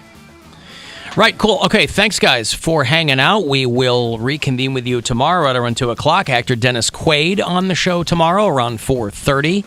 He and his band are playing the Kent Stage on Saturday, so we'll catch up with him. Michael Imperioli from The Sopranos on the show Thursday. And I guess that's it. Anything you missed today, the show is available on the iHeartRadio app or wherever you get your podcasts. And if you want to watch the show, you can. Our YouTube channel is The Alan Cox Show. And anytime you want to leave a quick message, you can do that too. After Hours line is 216-986-8903. Minutes away here from your next chance to grab $1,000 and go fund yourself and Rachel Elliott after 6:30. So thank you guys for hanging out today. We'll talk to you again tomorrow, and I will see you